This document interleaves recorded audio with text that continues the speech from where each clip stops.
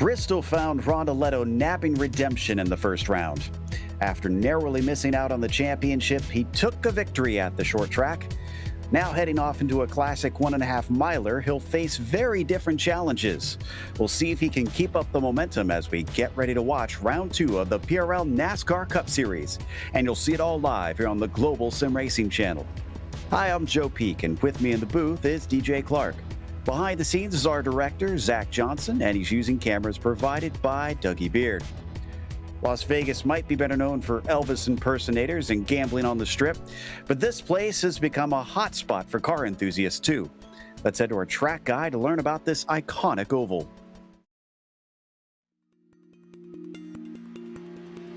Welcome to Sin City and Las Vegas Motor Speedway.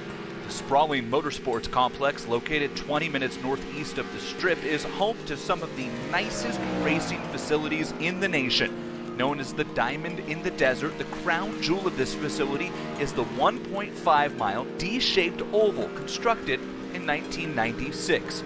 In 2006, LVMS underwent massive changes, upping the banking in the corners from 12 to 20 degrees and installing progressive banking in the process. The result? One of the most competitive stock car circuits on the iRacing service. Vegas races like a mini restrictor plate track now, with stock cars and trucks alike often spread 2 and 3 wide, several rows deep, several laps into a tire run.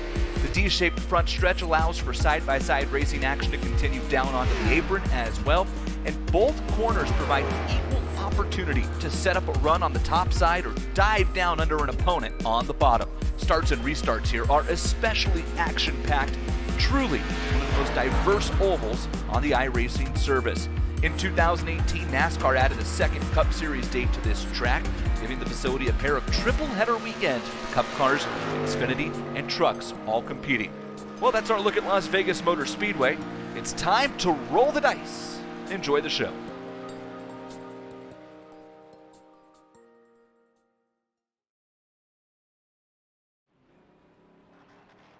Well, DJ, we've already seen the trucks here, and that certainly put on some interesting racing, especially with how quick this place is. But what about with the Cup cars?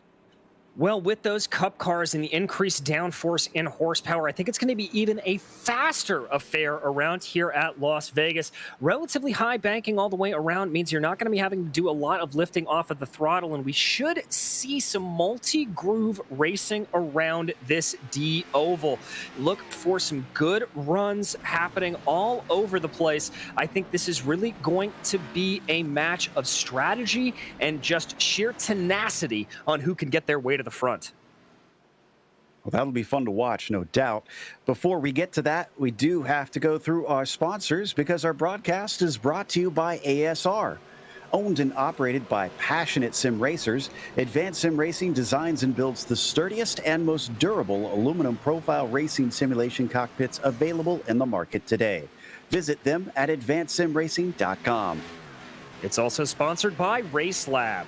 RaceLab helps you to improve your driving skills. With modern overlays, race statistics, and native VR integration, you can get the best out of iRacing. Start using it for free now at racelab.app. Today's broadcast is also proudly sponsored by ButtKicker. ButtKicker products add an incredible immersion and realism to any game. Feel every nuance and truly put yourself in the driver's seat. Check them out at thebuttkicker.com. Today's event is also brought to you by SimMSA. Simulation Motorsports Affinity provides many consulting services, from completely customizing simulators to managing teams, individual drivers, and complete events. They're working hard to bring everyone together at one place to support and promote sim racing internationally. Find out how you can bridge the gap between virtual and real motorsport at SimMSA.net. And finally, the PRL NASCAR Cup Series is brought to you by NinjaTrader. Ready to compete against the financial markets? Supporting over 60,000 users across the globe, NinjaTrader provides award-winning trading software and brokerage services. NinjaTrader is always free to use for advanced charting, backtesting, and trade simulation. Visit ninjatrader.com to get started with a risk-free trading simulator and start tracking your performance. We have one round down in the championship, and it's pretty close to how the finishing order was after the first race. So as we take a look at those driver standings, Rondoletto, of course, leads the way with about 3 points over Bradley Holly. You can't count out Bradley Holly at any stage in a championship, honestly. James O'Brien, Trent Dinkle, Pat Harvey, rounding out your top 5. And we'll see whether that gets shuffled around after today. We have a team's championship as well. DJ, where's that one sitting? Well, Joe, as you can see there, SGE eSports Slipstream holding off on the top, 4 points ahead of Whataback Racing Black, with SGE eSports Apex back 6 points back. Car Ramrod is in 4th place, 11 points away, and Whataback Orange in 5th place, 16 points back. But as you said, only one round into this championship, so plenty of time to go. And for today's event specifically, we have 145 laps that they're going to be contesting around this track. They have limited tire sets, 5 in total. They'll start on one of them, and then they have 4 more throughout the race that they can change into. It's an open setup series, and they have no spare cars, so any damage that they get, they're going to have to struggle through or try and get it repaired on pit lane. That could be key here today, considering it is such a fast circuit that any sort of damage is likely to slow you down. We're in the midst of the last moments of the warm-up. The drivers have been doing plenty of pit parties, and if the race with the trucks is anything to go by, it's probably important to get those pit party practices in here, DJ, because I expect a lot of pack racing. Yeah, I do too. We're going to see 2, maybe even 3 wide all the way around here. Don't think we're going to see a whole lot of the sort of traditional Talladega bump draft style racing, but definitely going to be running very, very close next to one another.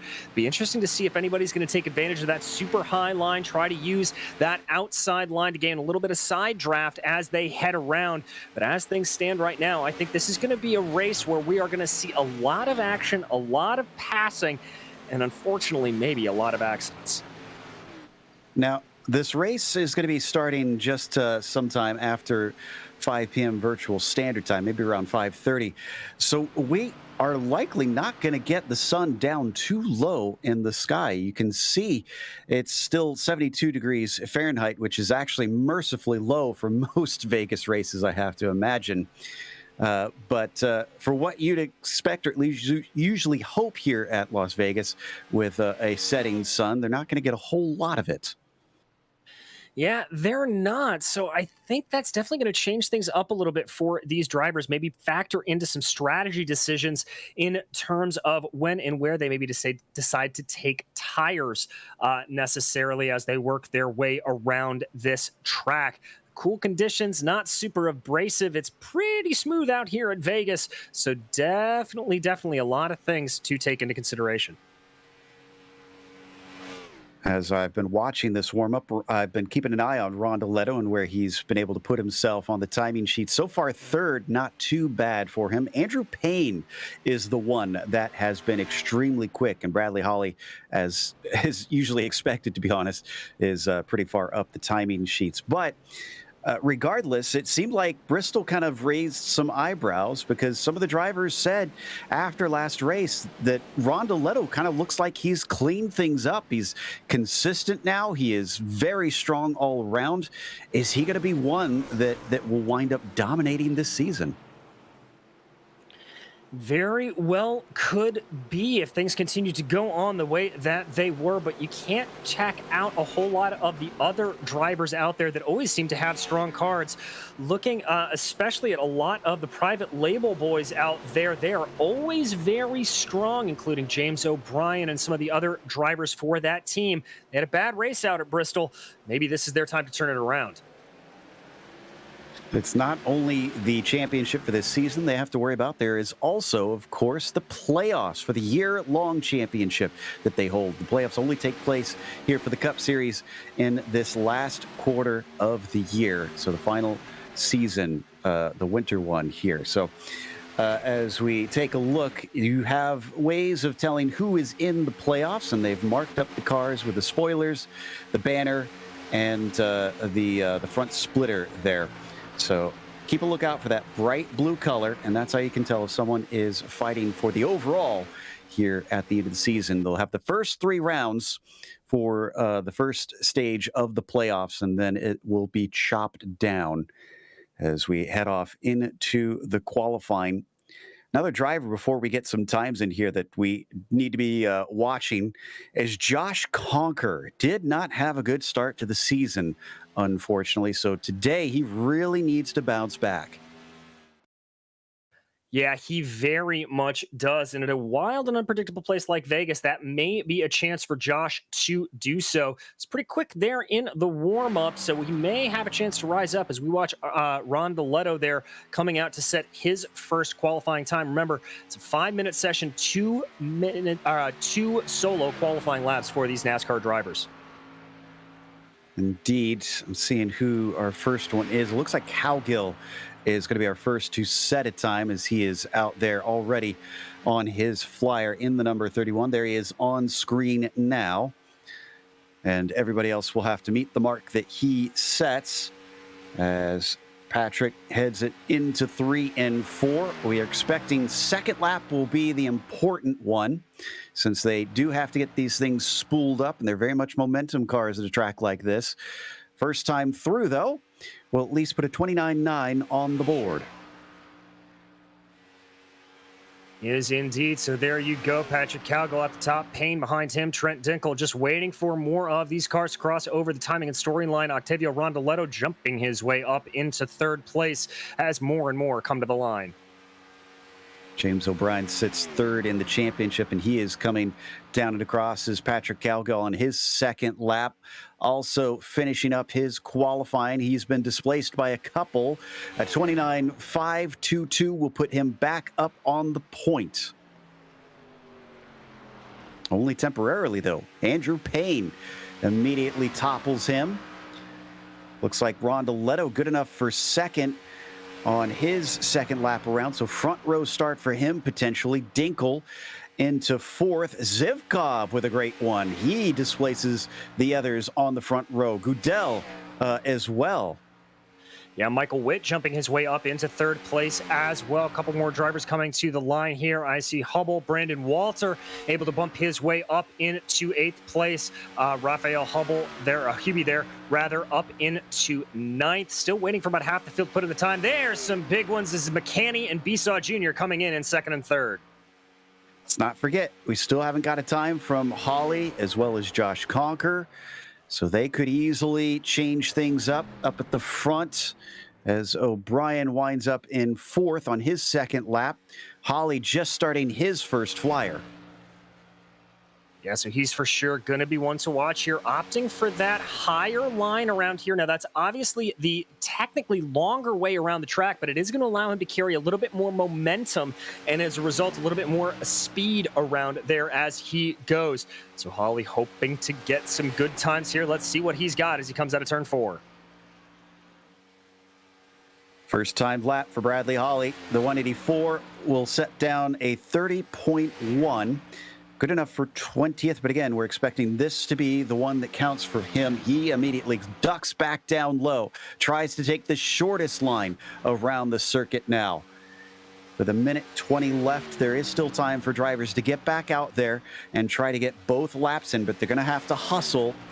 And Bradley Holly coming around, almost looked maybe just a little loose coming off of 4, all the way down as low as he can go at 29.581. That's only 15th for Bradley Holly. What is going on there? That's very surprising for him. Here's Josh Conker, one of the drivers you were talking about earlier, Joe, trying to see if he's able to get in a better time as of right now. Is Abner Acosta. Oh, Acosta out of the blue jumps up to the lead about 5 1/1000ths faster than Andrew Payne. Conker good enough for a top 10 on his first lap. That bodes well. No, excuse me, that's the 2nd lap. I was going to say that bodes well, but no, he is only going to start as high as 10th today. All right there. So here's Mark Kalin. Kalin yet to set a time. He's going to duck down behind the line. That's only a 30.0. So that's not great for him. He'll have another lap to try to get it underway if he's able to get it in time. I'm not sure if he'll be able to come around. Jose Medina might be the only one who's able to set a time in the number 24. 10 seconds left on the clock. Medina, no, he just started his outlap, so that's not going to count for him. Down to the line. And time is up. Mark Kalen's not able to put a second one in. Okay. Well, if he had more speed, he didn't get to show it. And up at the top, the man who had the most speed was Abner Acosta. Andrew Payne will start to his outside as Randy McCanny will be third. Besaw Jr. starts fourth, followed by James O'Brien in fifth. Zivkov, a great lap there for P6. Witt in seventh and Long in eighth. And it's Taylor Stout ninth and Josh Conker rounding out your top 10. Starting off in 11th is going to be Ryan Goodell, followed by Octavio Rondoletto, a bad starting position for him back in 12th. Patrick Kelly will be 13th. Outside of him, Trent Dinkle. To the inside of row 8 will be Chris Hudson and Brandon Walter. Then Rafael Hubi will be 17th, followed by Bradley Holly and Charles Sumner and Scotty Johnson rounding out your top 20. Waldo Walden 21st will be followed by Gandy, and then Baron Hilton starts 23rd. Aaron Self and the 24th spot is followed by Pat Harvey. Mark Kalen, we covered, he was one of the few that was only able to get one lap in. And the last one to put a time was CM Pennington in 27th. Everybody behind there is gridded up according to iRacing. Knopf, Wilson Jr., Simmons, Romero, Medina, Alland, and Hutchison round out the 34-car fields. And I do see all 34 of them logged into the race session, so we should get everyone taking to the green. And again, 145 laps. Not sure how the cautions are going to play into that and how that will affect the strategy on this race. I know I actually recently covered a race here, not with the Gen 6 cars, which we've got here, DJ, but we had the next-gen cars. They went 185 laps under green, no cautions the whole way through. And the pit strategy was, kind of, well, who pits when, because the undercut and overcut was a big talking point, as you could get quite a bit of pace advantage getting in and get those fresh tires on. I wonder if we'll see something similar here today. We very well could. I don't know if we'll be able to stay green to the end, but if we do, that's going to be some very interesting strategy coming in. If we do have those yellows, though, don't be surprised to see a lot of drivers diving down pit lane. You really don't want to take a green flag stop here around 1.5 mile oval, as it will definitely set you back. And they only get this one pace lap, then they're on their way. I feel like I've talked about a number of seasons now. Abner Acosta has been looking for an oval championship. He's gotten multiple road championships here in the Precision Racing League, but never on the circle tracks.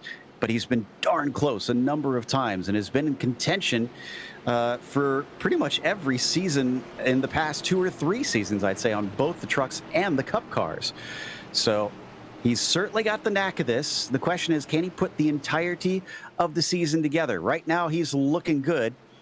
And we'll see how this all shakes out here in the desert of Nevada. Pace car getting ready to duck in and release that number 5. There goes the iRacing pace car. Acosta blinking a little bit. That's not good for those around him. Waiting for the green flag. Now the green flag is out. Good jump there for the 5. Andrew Payne caught a little bit out. And McCanny's going to easily dip underneath him. In fact, I think O'Brien also will get by. Yes, he will. Not a good start at all, but they're out front. That is going to be Acosta at least holding on. It looks like McCanny's going to be maybe trying to get a good run here as they go down the backstretch. Everybody through turn 1, okay. The top 3 in single file at this point. 93 dropping backwards. Payne is not getting help from anybody to push him forward. He's been stuck 3 wide for a couple rows. Finally, it looks like he's picking up the pace. So first lap across, Acosta, McCanny, O'Brien, and Besaw, your top 4. Top 4, it looks like McCanny's trying to run a little bit of a higher line there, get out of the draft, maybe run down the hill ever so slightly. Keep our eyes focused here on the middle of the pack as they make their way down the backstretch. Couple of 2 wide action going on through there. That's Goodell making a little bit of work, and there you can see Rondoletto trying to make that high side go. Also looks like Michael Witt not doing too bad there on the bottom side. He might get a little bit of help as Payne continues to drop down low. There goes Josh Conker. Okay, so 10th place start is not going to determine his race. He's already up 4 positions, maybe not. He starts to drop back. 93 thinks about giving him a shove, and he settles into 3 and 4, just behind the 8 of Zivkov. Yeah, Zivkov rising up a little bit from his original spot. Josh Conker doing a very, very good job to work his way forward. A couple of drivers running low down there through the apron. Here they come again through turns 1 and 2. Everybody just trying to find what feels best here in the opening stages of this race. They've reeled in that number 5 in a big way. So O'Brien now right on the bumper of our leader, as McCanny is not too far behind him as well. Now, so much blinking happening for Abner Acosta. Now O'Brien is going to be able to get by, and he is demoting that number 5 a number of positions. I think McCanny's also going to try and sneak through on the bottom side. The 8 thinking about it as well. James O'Brien managing to pull a gap of about 2/10, a couple car lengths back to anybody else behind. Yes, he is starting to get a little bit of a spread out at the front, but that draft going to come into effect here as there you see McCanny diving down a little bit, trying to see what they can be doing here, finding any way behind them. That's Zivkov and Acosta. Whoa, almost 3 wide there in the back. Very close running. That is 3 wide in the back. Yeah, Payne went 3 wide for a brief moment. Can't track out because the 8 was right there. Looking at the 93 now of Andrew Payne with Zivkov to his outside. Car's starting to show a little bit of looseness coming off of turn 4. Yeah, and that will catch you out. That transition out of turn 4 onto the D oval section of the track can get a little tricky. That's a 3 wide battle there for P3. That's Zivkov, Payne, and Conker all trying to slice and dice it. That is the 8 of Zivkov up on the high side, trying to carry that momentum around. They're going to strafe back into 2 wide there. The 32 of Matthew Long trying to take a little bit of look up into the inside, but not doing anything much. Long gets up into 4th now. Payne back into P3 after his initial poor start. Battle continues between Zivkov and Conker. The first of the side-by-side fights we're seeing at the top of the field. Behind them, Acosta. I haven't really been focusing on him, but I don't see him blinking right now. Hopefully that is actually cleared up. And how about Patrick Cowgill, who's gone from 13th to 8th early in this race? Yeah, Cowgill on a real charge here, moving up forward. He's moved up 5 spots, as has Josh Conker. Payne there, starting to get a nose ahead. You can see him trying to go there. There's Patrick Cowgill, though, on your screen, only about a second behind the leader. He's going to try to tuck up behind that pink machine in front of him and run that high line. And now we're looking at Long just underneath McCanny. And McCanny comes away with it. Well, I thought he was going to. Doesn't chop down in front of him. Decides to stay on the higher line. Looks like that momentum, though, works quite well for the 28, as he'll at least keep side by side. But the more they run side by side, the more they're going to eat up those tires. Yeah, exactly, and that will start to be a little bit of a concern as we continue to go along here. You get later into the stint, and you're going to want a little bit of the tire life. That side-by-side battle there in the back. McCanny, Long, Zivkov, and Conker continuing to go like that, and that looks a little bit like Patrick Cowgill definitely starting to get interested. I said before he wanted to be involved in that battle with Zivkov, and he is tucked up behind. Now running a little bit of a middle line here, just trying to find something. Ooh, Conker trying to go 3 wide. He gets his nose underneath Long and then thinks twice about it. He'll back out. That could have been a little bit hairy because I don't think Long knew that car was going to be there. Rondeletto on his way forward has managed to get into 9th and is joining alongside Acosta. So we ride on board with Conker there briefly. Somebody clipped the wall there. Dinkle, I think. Yeah, you said getting a little bit loose on the outside. You can see just how slow Dinkle is. He's getting past like he's standing still. So I don't know if there's any damage to that 501, but definitely just the loss of momentum hurting him here in the early stages. With how flat it is around the track on the throttle, I mean. Yeah, Dinkle really is suffering, and the damage on the car is certainly not going to help him get back up to top speed. And McCanny goes around the outside of Conker and Long as those two continue their side-by-side battle. That's Cal Gill behind them in the yellow and black on the bottom. 2x2. Whoa, and Besaw Jr. must have gotten very loose because he's all of a sudden dropping as well from the bottom side of the track. Yeah, definitely dropping down there, following around Besaw Jr. You can just see trying to get as much grip as they can. Drivers starting to get a little bit more single file here, trying to look after those tires as the best that they can. Yeah, I went back and checked on my screen, and Besaw almost looked like he went kind of deep into the corner or something because he drifted up and then suddenly started falling backwards. So not sure what was going on there. Long still sitting in 5th in the train as he is sandwiched between Zivkov and Conker. We're going to finally get a little bit of single file racing up at the front. Looks like we are. O'Brien leading from Payne and McCanney. Everybody being nice and calm here. Not seeing a lot of late move dive bombs or sliders. First side-by-side we have going on is way back in the pack there. There you can see it on your screen. That is Besaw Jr. and I believe Goodell. It is. So Besaw into 13th after his little checkup earlier on. Goodell backs out of it. So that battle evaporates just as quickly as it started to happen. We switch up to Taylor Stout now. They're in the number 66, just ahead of Bradley Holly, along with Chris Hudson. And Besaw has started to collect himself and is coming back into it. Looks like Hudson is going to go underneath our multi-time champion. The 184 gets a better shot off of 2. Yes, he does. Starting to look a little bit there, but there comes the 43 trying to take a look down to the inside. You can see it there. A little bit of a block off, though. Not going to be able to get too much going. They come out of turn 4 in a diamond pattern. That is Besaw Jr., Chris Hudson, and Bradley Holly all slicing and dicing around here. We ride on board with Besaw Jr. Oh, that's the 184 of Bradley Holly up on the high side. Besaw Jr. trying to find a little bit of something. He's going to tuck up into the draft on the high side. And the pull from Bradley Holly is actually proving to be quite beneficial as he nearly gets side by side with the 43. Thinks against it. Now he's going to duck down low. Are they able to hang Holly out to dry? Maybe they are, but it looks like somebody else is getting a little bit interested in this battle. I believe that's Witz coming up behind them as well.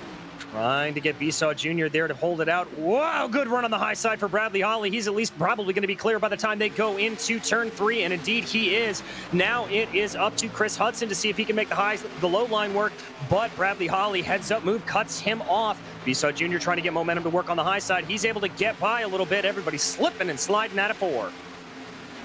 Can't imagine that's going to get better as the run goes on, too. And we're only on lap 19 right now. They can go quite a bit before they do need fuel.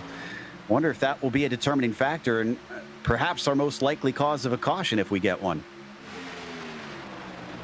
Yeah, I think you're right. As we continue to go on into this stint, people are just going to get loose on the exit of turn 4, and that is going to be what causes a little bit of a spillage. But right now, this battle still continuing to rage. Nobody really giving room. Our leader's calming down a little bit, but this is Zivkov and Acosta, and Cal Gill definitely getting a little bit feisty. Conker, too, at the front of this trio. He's fighting hard with Zivkov as they come down the backstretch on lap 20. Acosta going to back out of it. Had a few more blinking problems recently. Zivkov keeps his nose just underneath. He's hoping that he can maybe get enough momentum to try and overtake Conker. Really, credit to Conker. I wonder what happened in his qualifying that he could only... Whoa! And the 8 drifts up. Almost gets into the side of the 54. This causes the 5 to also have to check up. And the 66 has got a huge shot, but decides track's not clear enough for him to make a move on those 2. No, it does not, but we're back to running side by side here. Acosta and Zivkov, Cal Gill and Stout. I see Rondoletto looking a little bit peckish there behind. He's going to tuck in behind Cal Gill, I believe, go up on that high line, making it work well. Zivkov gets through finally. Cal Gill does not. He falls back behind the 5. Rondoletto still stuck in 9th place, but he's got Bradley Holly joining him from behind. Yes, he does. Everybody very much still involved in this. And there you can see Dinkle even in the back of your screen after that little brush with the wall, being able to recover and get his way back up forward. So definitely still some good action here. As we've said, though, not missing a whole lot up front. Those drivers running relatively calm. All of the slicing and dicing here in the mid-pack. Cowgill had a little moment coming off of 4 custom speed. Rondoletto snatched up 8 because of that. So we take a look at the 93 now, and the 9 as well. Your leader up at the front, towing along Matthew Long. They've got Payne in behind them by about 0.2 of a second, and McCanny. That's when you get your first big gap back, down to Josh Conker in the 54. That's about 1.1 seconds. Yes, it is, and that's going to be a little bit hard to gain back in. I think they may have to play a little bit of leapfrog to be able to get up to that leading pack, but as of right now, as we watch the 54 and the 8 of Conker and Zivkov, they're just trying to fight out here for this 5th place position. A big fan out there in the back. Rondoletto looking a little bit curious with Abner Acosta running down on that low side. I think Acosta is going to try to have a move here on Zivkov, and indeed he's going to be ahead by the time they get into the corner. But is that momentum going to carry Zivkov around? Let's see. They're side by side on the backstretch. But speed is better for Zivkov. Luca has the nose ahead. He's pulling along Rondoletto. Rondoletto looks all the way up to the high side. Thought he was maybe thinking of a 3-wide situation, but then decided against it. He gets a double toe from the 2 ahead of him, just pushing the air, and he still likes that high side as he once again teams up with the 8. Yeah, so there they go, side by side, working it around again. Looks like Conker's able to pull out a little bit away from him. Oh, there's a wreck in the back. That's Besaw Jr. around. Looks like Taylor Stout may be involved in it. Besaw manages to point it back forward, I think, without hitting anything major. But it starts with the 3. The car is going to get loose off of 2. And the drivers behind him, unfortunately, weren't all able to avoid it. Looks like Chris Hudson gets tipped. Taylor Stout collected. Here's the incident as the tail just waggles back and forth. And whoa, oh, I thought he was going to sneak through. That was the 7 that almost got through without contact, but wasn't completely clean. Yeah, and I'm not entirely sure if Besaw got a little bit of help there from behind. Let's check this replay. This should give us a good idea. No, he just got loosey-goosey, and that's what sends him right around. You see all that contact caused on the backstretch. Okay, so that's going to put damage on a few cars, to be honest. And everybody's in, except for Trent Dinkle, who is already pitted about 6 laps ago because of his contact with the wall. So he's trying to get his lap back. Otherwise, I see nobody willing to go on a gamble of staying out. Yeah, I think this far into the stint, coming on in is the right decision. We're going to see pretty much everybody, yeah, just doing that. Dinkle, the only one, as you said, staying out because he's already taken that stop. But this is the right call, I believe. Drivers now back underway. We'll have to watch the race off pit lane. That's going to be won by the number 9, James O'Brien. Back in the lead where he came in, Long in second behind him. And it is a flood of cars from there. McCanny looks like he beat Acosta. Trying to figure out who else in amongst there. Yeah, so Acosta then comes out ahead of Payne, who came out in P5, Conker in 6, Holly in 7th, and Zivkov in P8. Okay, so we made it a little more than 20 laps under green. That was a pretty decent run, but it does look like passes are not only possible, DJ, but relatively easy. Yeah, relatively easy as of now. Track temperature is dropping a little bit. We're getting out of that Goldilocks zone, so they may find the track a little less grippy, a little cooler out there. So there may be a little bit more slipping and sliding as we go along here, but certainly possible. do think it's interesting that the drivers in the front, O'Brien, Long, and McCanny, were basically just content to run in single file order and not get too aggressive. Looks like they're definitely trying to play a little bit more of a long game here. And with Dinkle, well, no, I was going to say he's going to get himself back on the lead lap and everybody will be on the lead lap. But no, he is actually 2-3 laps down from the leaders. So he's got quite a bit of work to do. Should continue getting lucky dogs anyways. Taylor Stout, after some repairs, is coming back around to join the back of the field. We don't have the lights out, though, so we're going to have to go around for at least one more time. So far, I am a little bit surprised, if I'm honest, that James O'Brien is looking like the fastest in this first stint. He's been the one at the point for the majority of the opening salvo. Yes, he has, but I do wonder if there's a little bit of canniness there from Matthew Long and Randy McCanny. Maybe they're just holding back a little bit, hoping that they can pick up some pieces, maybe just getting an idea of what O'Brien is doing. It didn't look like O'Brien was running away with the race necessarily, so they're definitely keeping him within arm's reach. Coming across the line, think we're going to get lights out this time.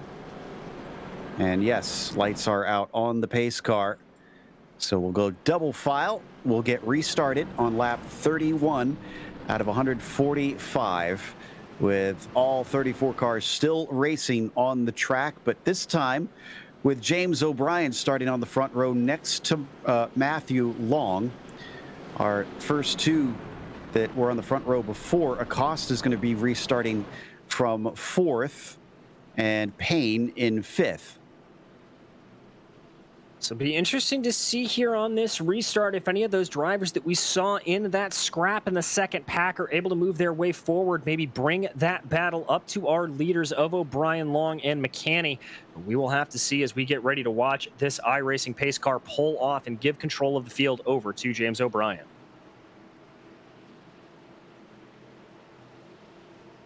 Okay, so what is O'Brien going to be doing? It's our first restart of the night. Will it be our only one? But the question is, will O'Brien wait? Will he try and check everybody up, or will it go immediately? Here comes the pace car. It's in the lane, given a little bit of a wait. The 9 not going yet. Now he is on it. It's good enough jump that Long doesn't have an answer for him. Down to the bottom side, McCanny all the way onto the apron. He's still got 2 cars around his outside that are hoping to nab positions, including Acosta as well as Conquer. Yeah, they're 2 by 2 behind James O'Brien. Even a little bit of a push there from Conquer on Abner Acosta as the start went out. A little bit of a bump draft, as it were. And there they come running in. James O'Brien hugging that low line here. It looks like Abner Acosta trying to make a good run on the high side. Conquer right behind him. As now it also looking like that Matthew Long not going away too quietly. Again, almost a little bit of a bump draft there from Josh Conquer to Abner Acosta. That's pretty brave, considering what he's probably seen from the 5 earlier in this race and all the blinking. If he would have blinked out as he was pushing him, that could easily have erupted into quite a wreck, especially with everybody all together here on the restart still. So there'd be almost no room to try and scatter and avoid. They're still going to run side by side. That time it was Conquer getting a push from, I think, Andrew Payne behind him. Yeah, the 93 down low. And Conquer, or no, that's not Conquer. That's McCanny, who is slipping backwards up on the high line. Yeah, ran super high there. Oh, we've got a wreck in the back. That's the 07 of Baron Hilton and Scotty Johnson, looking like they're getting into each other. No caution indeed. And Hilton and Johnson will get the cars rolling well in time before they get back around, so shouldn't see the yellow fly. Everything stays green. Single file up at the front of the pack right now. It's O'Brien, Long, Conquer, Acosta, and Payne. Then you've got Zivkov trying to fight with Rondeletto. They had McCanny in that fight, but he is shot away from them. Yeah, he certainly has, but the three of them out front continuing to run there. O'Brien, Long, and Conker.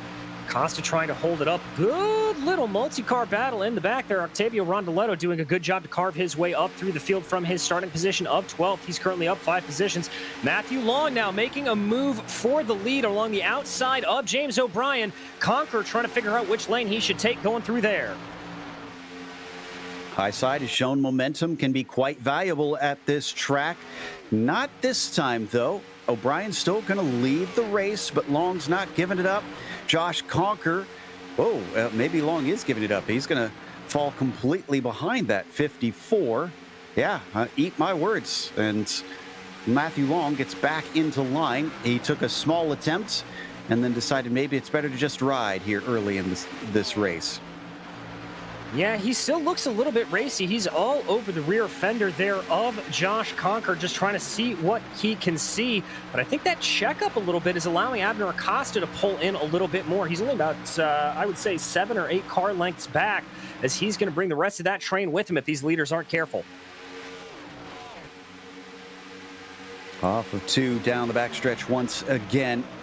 Top 3 have broken away slightly from the rest of the field. The 5 of Abner Acosta back by about 2 seconds, but he's starting to feel the draft and starting to pull him in. Interesting stuff there. So that gives us an idea of how far behind you can be and still feel the effects, which means it's going to go from that 3-car breakaway to a train that essentially goes all the way back to the 8 in 10th position. Yeah, it really is. This big pack up front being joined by everybody else. And you saw there Josh Conker. I almost want to say he sort of let Matthew Long on through. But, ooh, was that a little bit of touch in the wall in there in the back from Andrew Payne? It looks like he got a little bit squirrely coming off the wall. And that's going to allow for, I believe, McCanny to try to make a move on the outside. And he's going to bring Rondoletto with him. Rondoletto running a little bit high, but he'll be able to run down the hill here as they exit turn 2. Rondoletto would certainly love to get back-to-back wins to start off the season, give himself a better buffer as they continue on. So far, haven't seen him up at the very front, but this could be that more complete package that we were talking about in the pre-race. Is this him just kind of waiting patiently for the race to develop and then make his move later on, as long as he's within reach of the top few? It could be what he's doing. We still have 105 laps to go here at Las Vegas, so plenty of time for things to come out. Up front, Matthew Long still looking a little bit scrappy on James O'Brien. Trying to weave a little bit this way and that in that Mustang. Just, I think, trying to figure out where O'Brien will automatically go to try to defend the line. It's a good strategy for Matthew Long if he chooses to do it. Fanning out behind him, Josh Conker going a little bit higher than Long, running in a nice little diagonal. They once again fly down that Nellis straightaway. It is still James O'Brien leading. There is a bonus for leading the most laps too, so there's incentive for James to continue to cling to this top spot. And I don't think he's quite close enough that he can lock it down yet. Obviously, halfway would just about do it, but wouldn't completely, which would be at the 72 lap marker thereabouts. Now through 3 and 4, still a whole lot of blinking from the 5. I'd be curious to know how much that is frustrating his fellow competitors, or if they're used to it. It's because we frequently see this from him. I'm kind of surprised that he hasn't been able to solve it by now, because it can't really be all that much fun for those that have to run him close.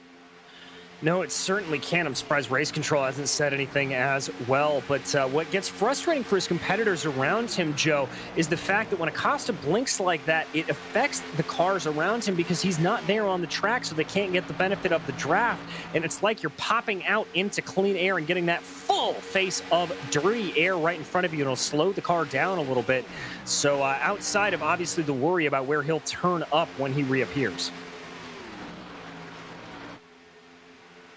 Seen a few passes in the mid-pack as we've settled down here up at the front, checking to see who's got some side-by-side action. We look at the 46 now.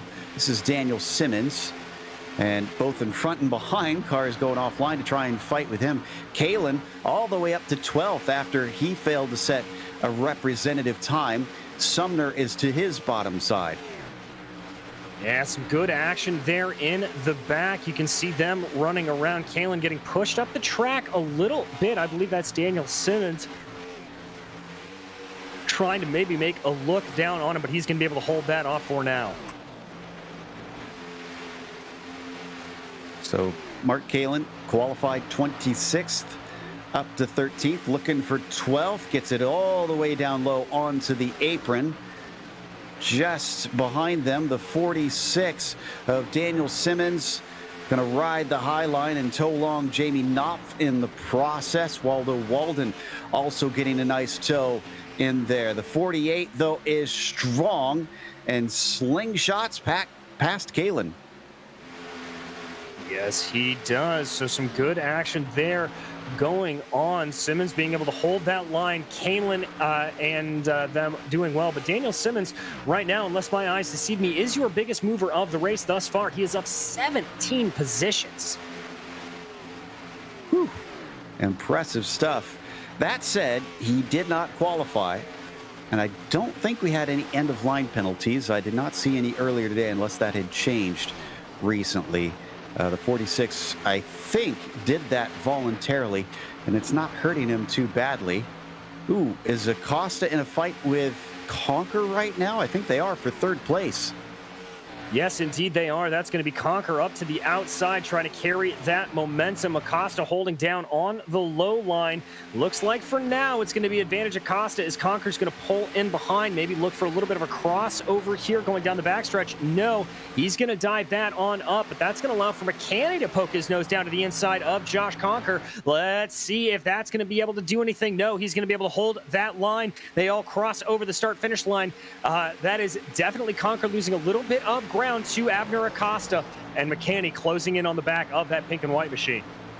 We're now under 100 laps to go in round 2 of the Precision Racing League NASCAR Cup Series.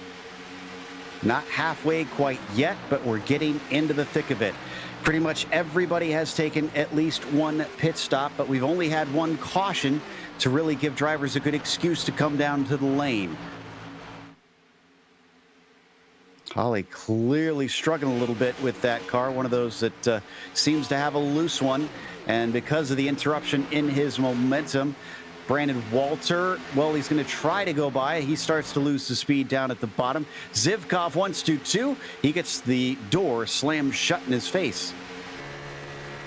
Yes, he certainly does. Ooh, almost a little bit of door banging there as they go into turn 3. Everybody running on through. This is looking out the back of Zivkov. Going back to Holly. Good battles here. Trying to move his way down on the track right now. You see the fan out as they cross the start-finish line. They are able to dive under the apron there. That is allowed. Sumner going side by side here. This is with Walter to his bottom. Walter gives that one up, but look at how much speed he's lost, so much so that Mark Kalen is sizing him up for a pass, which is just about done already. And as he drifts up, yeah, that's job done for the 62. Well done. Well done indeed for Mark Kalen. Just continues his march up through the field. Daniel Simmons, by the way, up 20 positions now, all the way up into 10th. So another good run for him. As we watch that battle with Sumner. Kalen stalking in behind him. Simmons just up at the track. I'm sure he'd love to try and catch up to Simmons, but Simmons is focused forward. The 8 of Zivkov and the 184 of Holly look like they might be going into a battle pretty soon. Hearing that the 93 did get the wall a little bit recently. That would be Andrew Payne, one of our front row starters. Now he's down to 19th. So if this happened a couple laps ago, has that been dropping him backwards, or how did he wind up back here? I'm not entirely sure. I'll have to go back and check the replay. If he did tag the wall, you can lose a lot of momentum in these big, heavy stock cars, so I'm not surprised that maybe a big hit on the wall forced him all the way back there. It's going to be a disappointing day unless he can recover from that one. As we watch the 8 now having to fight hard with the 46 of Simmons.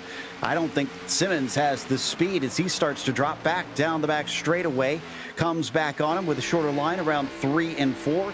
Sumner gets a front row seat to the action, but now has to decide which one is the better to hook up with. He seems to think it's the outside with Zivkov. Thinks it does. We've seen that high line work pretty well around here. The low line obviously going to scrub a little bit more of the tires away, but that high line carries some more momentum. Oh, is that Dinkle, I think. Car off through the grass. It is. Yeah, I think Dinkle got a caution after he had contact with the one of Troy Hutchison, unfortunately. And he's going to get T-boned by Jose Medina. In the process, we've got the replay.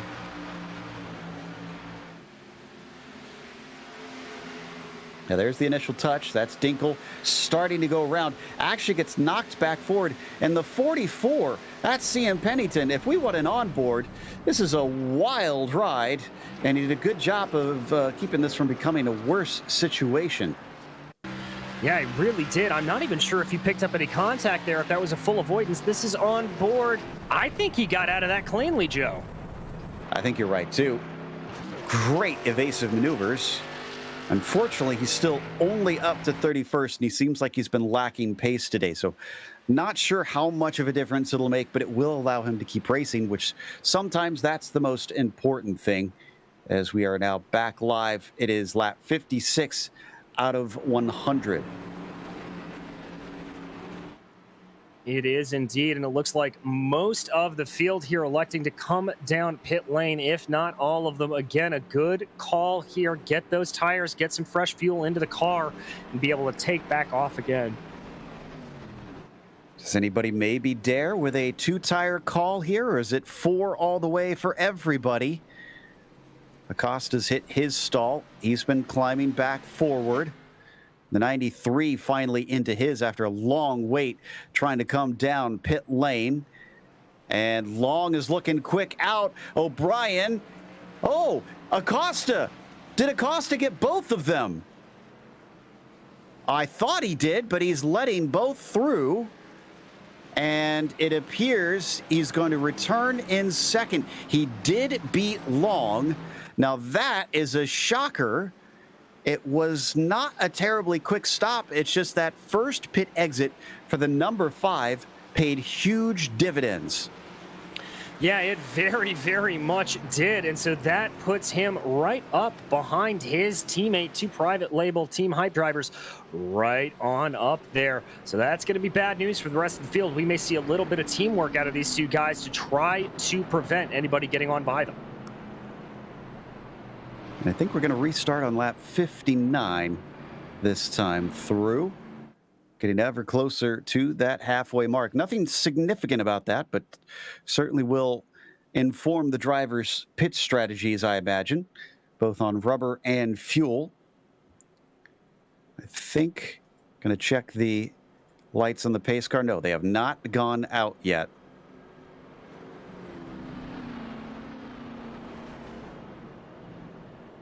Okay, well, we have 32 of our 34 starters still rolling. Dinkle, unfortunately, after that incident, has decided that is enough.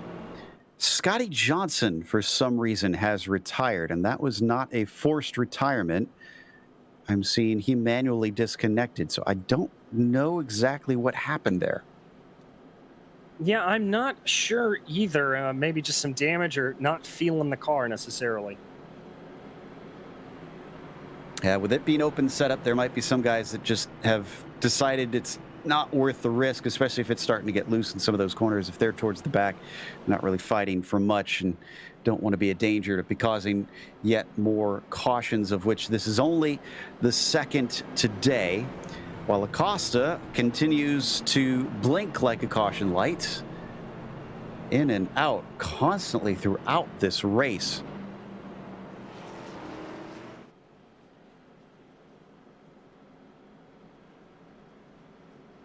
Okay.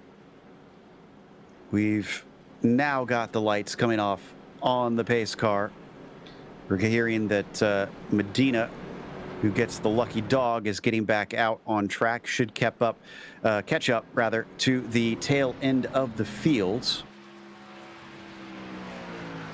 We're going to see James O'Brien with the restart yet again, but this time it's going to be Abner Acosta to his outside and Matthew Long starting on the inside of row 2. Josh Conker on the outside of that second row. So far, he is coming back from that initial incident there at the start of the season and is trying to make a name for himself. Also come back from a poor qualifying in the 54. Is not given up by any stretch of the imagination, but he is under the gun because another bad finish will count for him, or at least one of his bad finishes will count, as he had a horrible one at Bristol in the opening race of the season. See if you can avoid that fate here as we get ready to go green once again, as James O'Brien will have control of everybody. First, though, the pace car's got to peel off. There it goes. O'Brien hesitates a little bit, and now he's on it. Green flag is out for James O'Brien. Behind him, Acosta continues to blink repeatedly, much to the chagrin of Matthew Long. Yeah, and Josh Conker, I think, was trying to run in behind him as well, but Conker's going to be on the high side of Matthew Long right now, trying to make that momentum line work. He's able to draw parallel as they go down the back stretch. It's pretty single file there up in front, but here comes Matthew Long again. Conker wise to the move, though, blocks him off to the inside, so that's going to prevent him from really going anywhere whatsoever, but now they are too wide for P4. I'm seeing a lot of changing in the back of the field, too. Oh, and you know what? I think that's because Skip Gandy, for some reason, is very slow. We'll have to check in on that to see what is going on there. Whoa, and up into the wall, McCanny scrapes the outside, keeps it from becoming a yellow, but is suddenly dropping like a rock. Yeah. Oh, was that Kalen? That was Kalen. Pancaking the right side so hard, his engine is blown. That throws the caution. He can't get down to the bottom. Oh, and we got a second one. Conker involved. Oh, no. I saw Kalen there, Joe. I'm not sure what happened to Josh Conker. That is just all kinds of confusing there. Conker drifted out into Matthew Long, not watching his mirrors. And unfortunately, the spotter did not give him a clear when he needed it. Drivers really had to scatter. Octavio Rondoletto and Bradley Hawley did a good job of getting out of the way very quickly. So that's one that didn't cause a caution. That's the 20 there. I think Gandy, yes, Skip Gandy, who had to catch the car. And now we're going to watch Kalen, and then almost immediately after, it is Conker who drifts up into Long. So I'm guessing Kalen got some help the way he beelined his way up to the outside wall. Oh. No, he did not. Oh. That, however, was a little bit of help there in the back. What a bizarre set of circumstances, DJ. We had 3 incidents, and it took till the third one to cause a full yellow to come out. You could see just how much Rondoletto and Hawley just dove out of the way, hoping that that car did not bounce back out in front of them.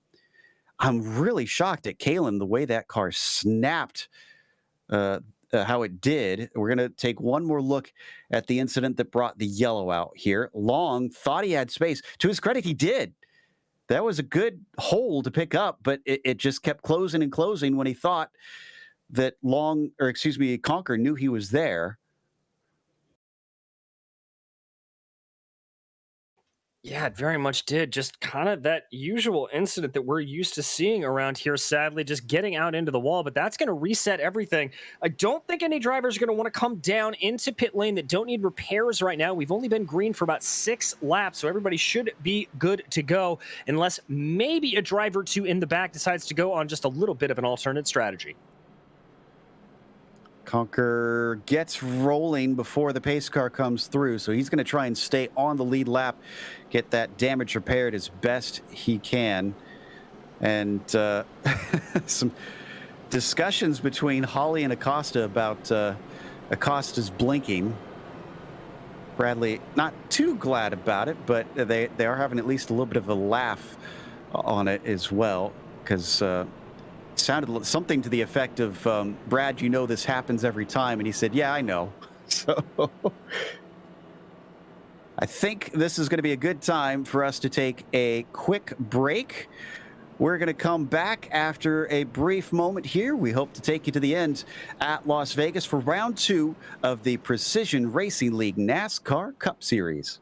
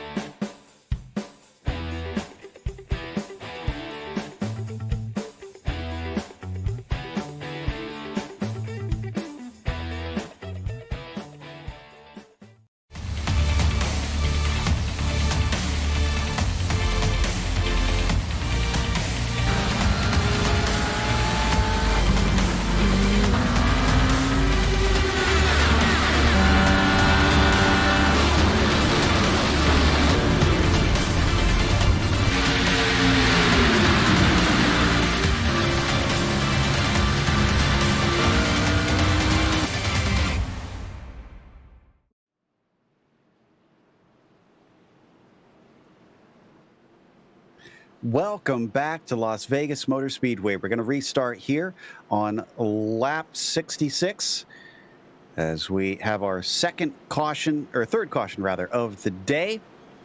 And the drivers are eager to get going. Now, I wonder if we could get a close-up on Josh Conker after he took significant damage from that last yellow. And the one to bring it out. Okay, so the front end showing a little bit. He's still on the lead lap, but obviously he's well towards the back of the fields. I kind of want to keep an eye on him, see how much that damage is going to affect him. And it does look a little worse on the back of the car. Okay, so now that we've taken a glance at that, James O'Brien once again up at the front with his private label Team Hype teammates of Abner Acosta. The pace car is in and the green flag is out. Not a good start for the 5. I don't know if they weren't communicating over the radio, team radio there, but he certainly didn't get the memo. The 184 is not able to take advantage, unfortunately. Rondeletto up to 4th place as well on this restart, not looking too shabby. Not looking too shabby at all. Challenging Bradley Holly now as they come down the backstretch. He's going to try to make that outside line work, and I believe that that's Patrick Cowgill trying to peek a nose in there as well. Got to watch out in the back. That's Zivkov maybe thinking about it too, as he's going to get right up behind the back of Patrick Cowgill. That high line working pretty well here, though, for Octavio Rondeletto. He's carrying some momentum. They're 2x2 going into turn 1. Who's going to come out on top? Rondeletto looking like he's losing out. Bradley Holly checking him up. Both cars getting forced high up the track. Holy cow. Well, remember, they haven't taken tires in a bit now.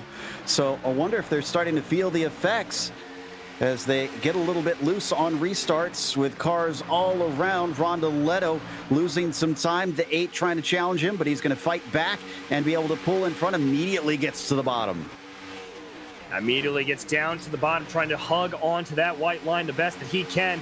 A little bit of a spread out there. I'm seeing Bradley Holly trying to make a little bit of a move on Patrick Cowgill for 3rd, but nothing doing there. Cowgill, however, has a great run coming off of turn 2. Looking at Abner Acosta, he's going to stay tucked up in line, maybe poking his nose out to the outside just a little bit. And then here comes Bradley Holly as well. Just the minute you think one of these is able to be quick, the other driver able to snatch that momentum right back.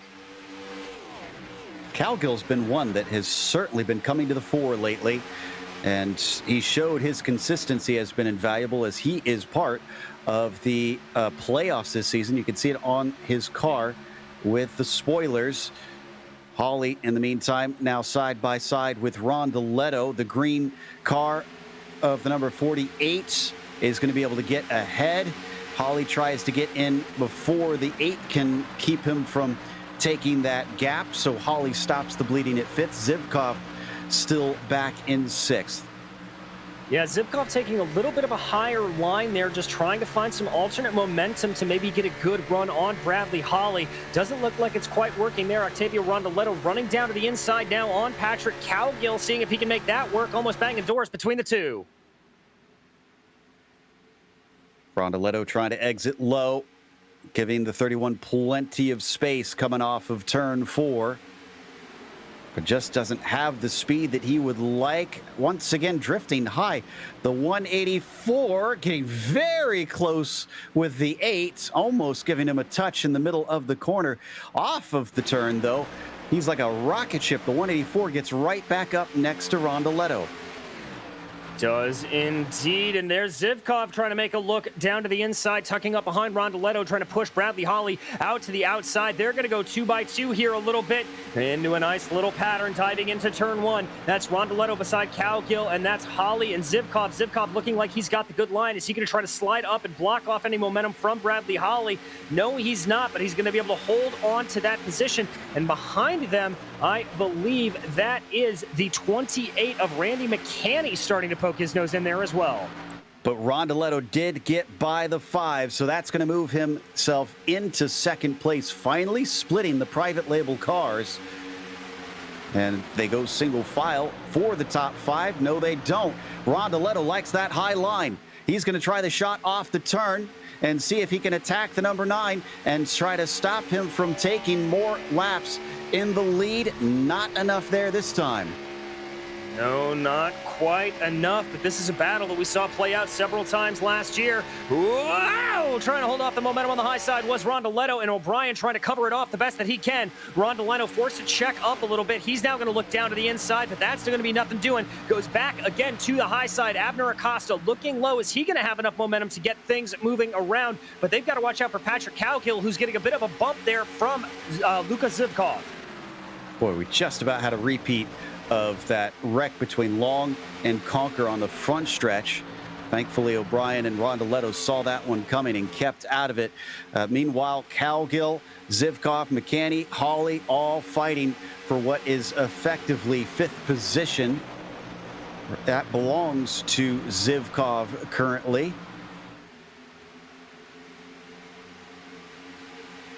Starting to approach on Abner Acosta. I wonder if that car is losing a little bit of speed because Cowgill approaching him, trying to demote him a position. 2 yellow and black cars fighting for the final podium spot. Yes, they are, but there's quite a few drivers that have their eyes on it as they get moving into turn 1. Looking there at Bradley Holly, who looked like he had a pretty good run on Luka Zivkov. Not going to make it do. Zivkov goes high. Holly following in his tire tracks right now. Cowgill right ahead of them as well. Everybody trying to figure out what the best way around here is as we tick down on lap 76. We're over halfway through this race. Ooh, Cowgill gave just enough space, and the 8 snuck underneath. Thought he was going to turn him there for a moment coming into turn 3.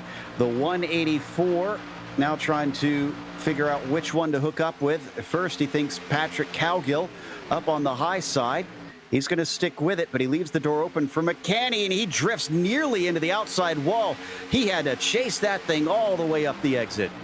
Yeah, he really did. McCanny showing some good car control there, almost dipping down below the white line. He's going to have to be careful of that, or that'll upset the car even more. But McCanny trying to get Zivkov ahead of him, but it looks like there's a little bit of a battle as Zivkov is getting nice up behind Patrick Cowgill, almost giving him a little bit of a bump draft down the front straightaway as now they break in, and here comes McCanny down to the inside. McCanny wants a piece of this. Oh, but look, he's a better run for the 184. They're going to go 3 wide down the back stretch to the very bottom. It looks like Holly might have the advantage unless momentum works once again for the higher line. Almost getting into the wall. It does work for Zivkov in the 8, and he's got the nose ahead. Yes, he does, but the 28 of Randy McCanny not letting that go quite easily as yet. He's going to try to drift up a little bit on Zivkov, but Zivkov's going to keep the momentum up on the high side. There they go. Zivkov, I think, is able to pull ahead here, but not able to fully chop him down. Looks like that's the 93 there, running a little bit slow. Yeah, he had to catch it. If we get a replay here, he did a great job keeping it from going around on the backstretch. As I think he must have gotten loose on the exit. Meanwhile, we're looking at the battle continuing on between the 8 of Zivkov and the 28 of McCanny. McCanny slips back a little bit. McCanny falling back ever so slightly, but this battle here with Zivkov still playing out in spades. I think Zivkov's going to be able to carry the momentum up on the high side here. Able to just about be clear as they cross over the timing and scoring line, but not enough to really make things be working there. As we've got a battle now for P2. This is Acosta and Rondoletto duking it out. Ooh, Abner wants that spot back.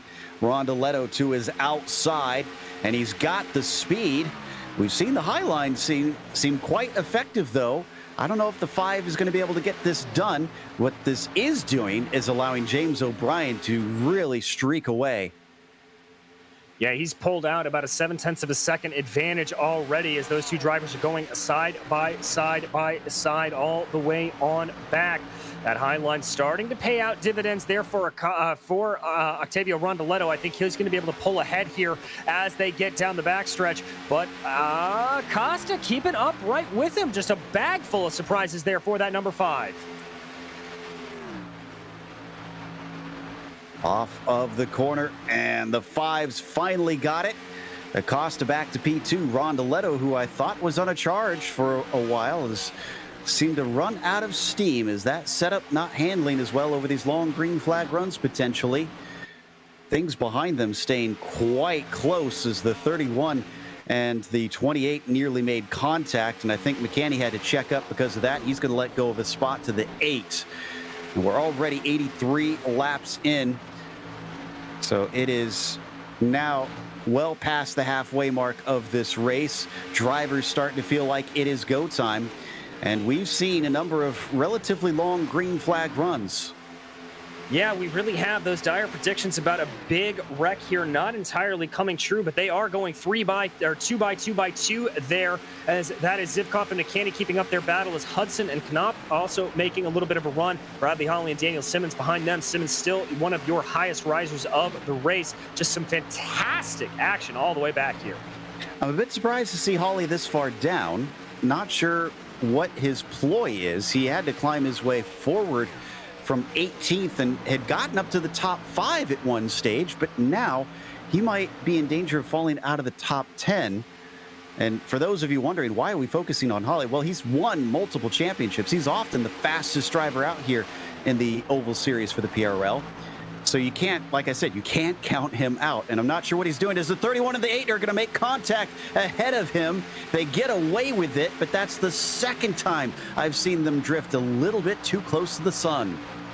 Very much so, and you know who's very happy to hear that is Randy McCanny. He got the position around Zivkov right now, trying to challenge Patrick Cowgill up front, but Zivkov not letting it go away quite as easily.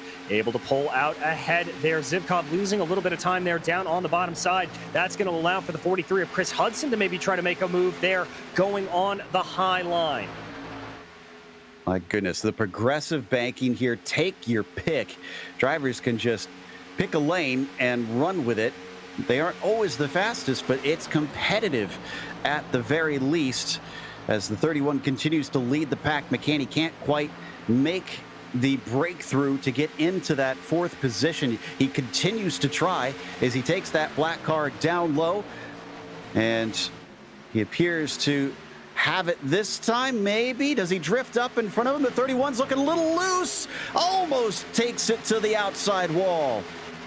Almost did, but able to get around it. That's Carlos Romero, by the way, on the low side. Not sure what happened to him, but he is now officially a lap down. So that's going to remove Randy McCanny up into 4th place. He's hopefully going to be able to now try to pull into the back of Octavio Rondoletto, but behind him, Patrick Cowgill and Zivkov still in a good battle. Chris Hudson and Bradley Holly duking it out as well.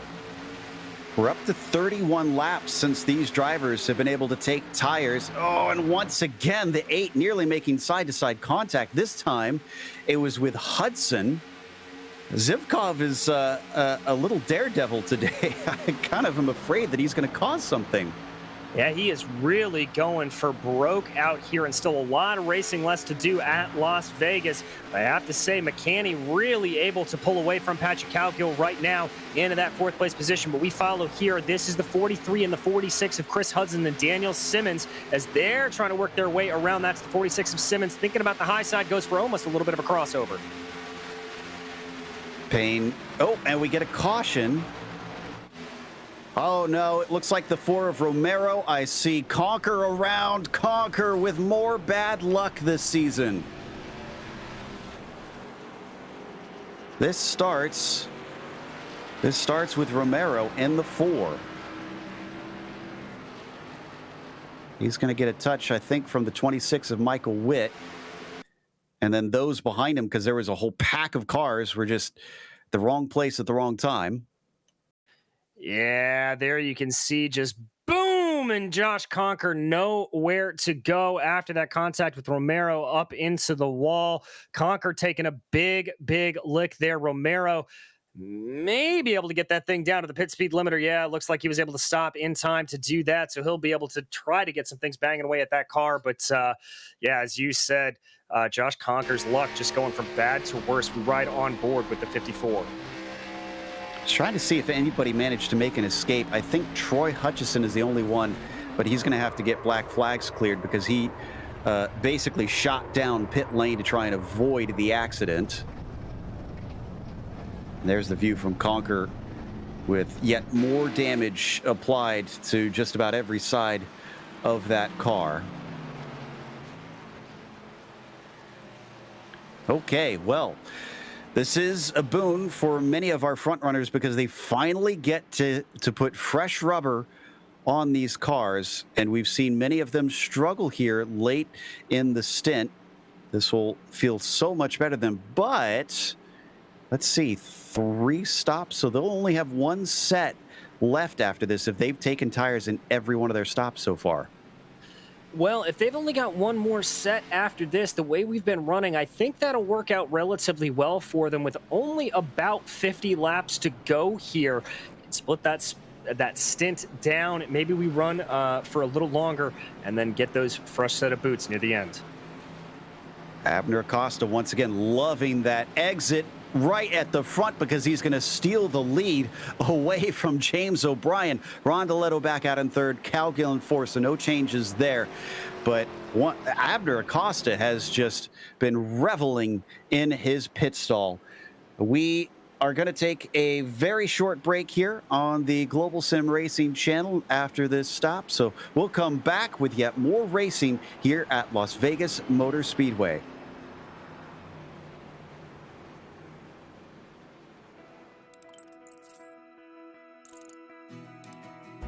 iRacing is a sim racing game that combines a true-to-life racing experience with an online community of virtual racers from all around the globe.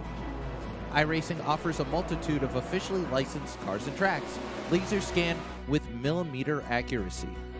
Their car models and mechanical systems are based on real-world physics, engineered in cooperation with manufacturers and race teams. Their skill license system ranges from rookie to pro, ensuring members are always pitted against those with similar skill sets. Members are able to sign up for a weekly race series, compete in time trials, host a private race with friends, and participate in racing leagues created and run by the community. With over 170,000 members, iRacing works in partnership with renowned motorsports organizations like NASCAR to deliver virtual races based on the real-life NASCAR Cup Series, as well as many other series on the NASCAR ladder. iRacing also features team racing, providing a variety of options for members to create and manage their own teams. Race with friends or real-world teammates in full-length endurance events like the 24 Hours of Daytona, Spa 24, or the Bathurst 12 Hour. Additional partners include IMSA, World of Outlaws, Supercars, and IndyCar, allowing members to race in their very own Indianapolis 500, Bathurst 1000, Chili Bowl, and many more iconic events. This is iRacing, delivering the most authentic racing experience short of getting into a real race car. Sign up today at iRacing.com.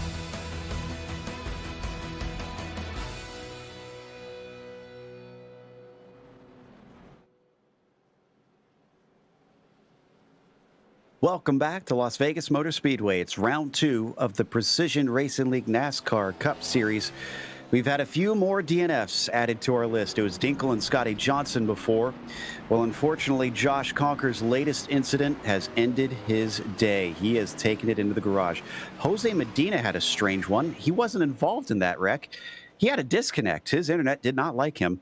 And then Carlos Romero, who was another big part of that last incident, has been in pit lane taking extensive repairs. We're not sure if he'll be able to return to the track, but he has been in there for about 5 minutes now. That doesn't really bode well for him. DJ, we're going to re-rack him and try to take it to the finish from here. It's only going to be a little more than 50 laps to the end. Yeah, it's going to be a little bit of a shootout, and I think you're going to see some drivers rolling the dice here, going a little bit more aggressive and hoping that they get another yellow, and some other ones maybe playing a little bit more conservative, hoping that they do get green to the end. And the majority of the drivers have a single set of tires left after this one. So if we do get another caution, they've got something in reserve. It will kind of depend on when that caution falls, if it comes. So we'll keep an eye on it, as now the pace car is in and the 5 is off. Abner Acosta takes the green flag and is on the loud pedal. O'Brien, his teammate, immediately getting in behind him. Rondoletto and Calgill do likewise. Last stint, DJ, much of the action was behind them with guys like McCanny, Zivkov, Hudson, Holly, and that seems like that's just going to continue. Yeah, indeed it does. Looking back there, McCanny and Zivkov running side by side, as were Hudson and Holly. So definitely keeping up that 2-wide trend out front there. James O'Brien trying to haul up the back behind of his teammate, and Octavio Rondoletto stalking in quite well. Patrick Calgill also looking very aggressive there, as behind them, Randy McCanny looks like he's got a little bit of an advantage over Luka Zivkov. He's going to hope to keep that here and not be running in that side by side and slow them down. And O'Brien is back to the lead, absolutely blew by into turn 1. He's going to play the block on Rondoletto, just defending to the inside, and Rondoletto comes within inches of getting to that bumper before he backs out of it. Something's wrong with the 5. He loses another spot as the 31 makes it look easy going past. I am not sure what is happening there to Abner Acosta, but he just looks like he is standing still, as now he almost got swallowed up there by Zivkov, and McCanny down to the inside of him. Crash in the back. Oh, I see Long involved in that one, and the 2 as well. Trying to figure out where exactly that started. More cars getting into it, unfortunately. Looks like Hubie involved. Starts with Matthew Long and Goodell in the 7. Oh no, Long is just gonna unfortunately get a hit that shoots him out to the outside at a high rate of knots. Everybody behind is trying to massively scatter to get out of the way. Poor Taylor Stout comes at it at exactly the wrong time and isn't able to sneak through. Yeah, this is just a little bit of what we were talking about. Somebody getting loose in front of you and getting collected in a bit of a big one. Boom! Right there. You see the 21 go down and just getting collected by those cars as they try to avoid with absolutely nowhere to go. 67 and the 44 making a little additional contact. Just absolutely a kerfluffle there all the way around, Joe. Pat Harvey had a bad slam to the inside wall, so he's probably going to have to take a lot of repairs. And you're going to see the 1 get a little bit loose down here. Troy Hutchison, who had to take evasive action on the last one, had to do it once again and eventually catches it. There's Harvey come to a halt at the bottom of the track.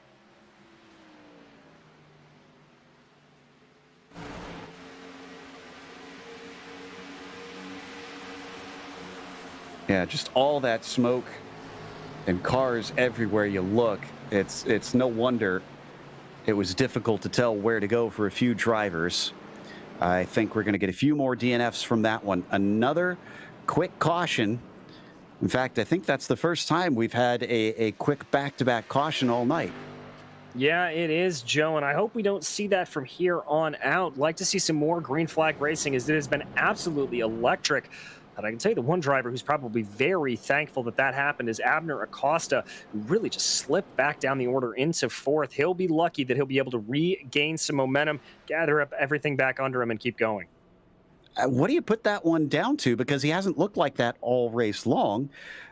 Is this a setup thing, or maybe just when he got passed by the first time that maybe his momentum got shot? Yeah, I think so. He may have just had a little bit of a lift there coming through, and that's what pulled him back a little bit. That's kind of the only thing that I can think of. I didn't see any contact that he had that would have slowed him up or anything like that. Just very, very much, I think you're right, just a checkup. So the drivers involved, Pennington, Long, Harvey, Stout, all in pit lane, taking service. Hubie in as well, since he was one of the ones that had one of the biggest hits of the group. And we're hearing from the stewards, they're a bit concerned about the time left in the race. Let me check out our official clock and see what's going on here.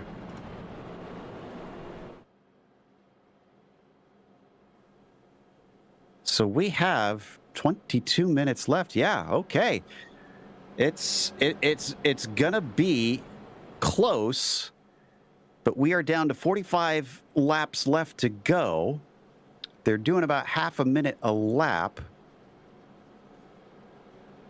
Yeah, they essentially have to keep this green to the end.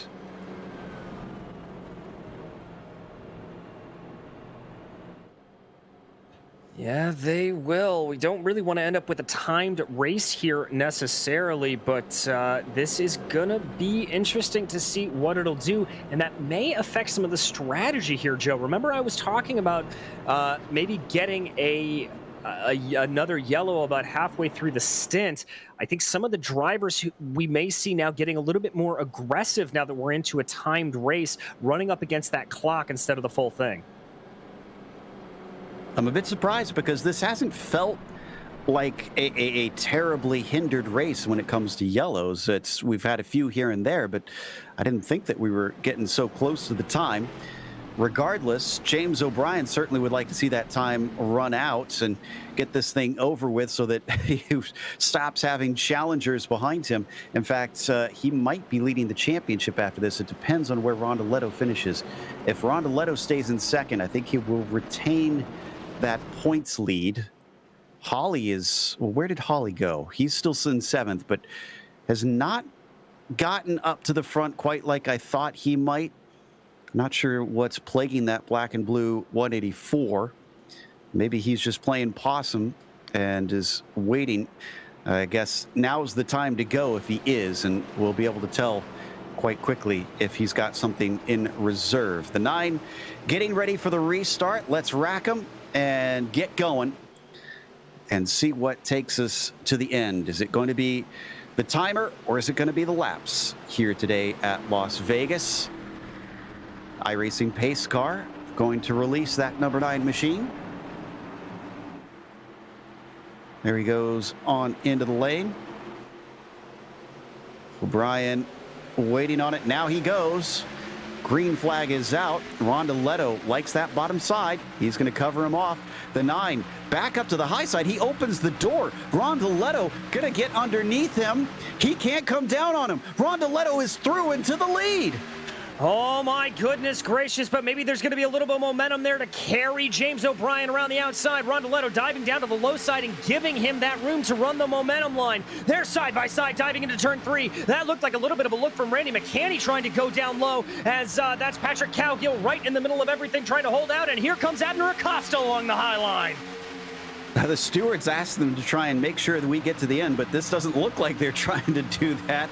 They think that this could end under yellow or by timer. Rondoletto has got the inside, but he can't complete the pass. Almost contact with the number 9, who once again shoots along the outside down the back stretch. Tries to chop in front of him, but isn't clear. He can't get down to the bottom. The 5, his teammate, tries to get involved, but he washes out behind.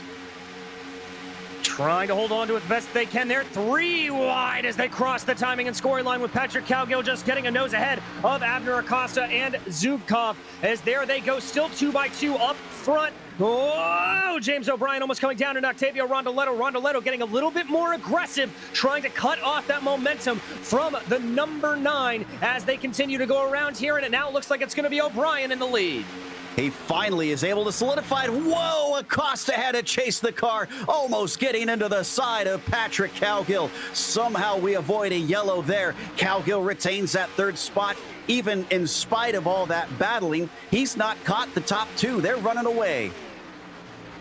Indeed, they are really starting to go there. A little bit of squirrely action in the back there as I think Randy McCanny trying to find a good line. Zivkov running side by side right there with Bradley Holly. They go in, everybody getting closer and closer here as they go along. But Patrick Cowgill still pretty much on an island of his own out in 3rd. Abner Acosta trying to run him down, but Zivkov may have something to say about that before it's over.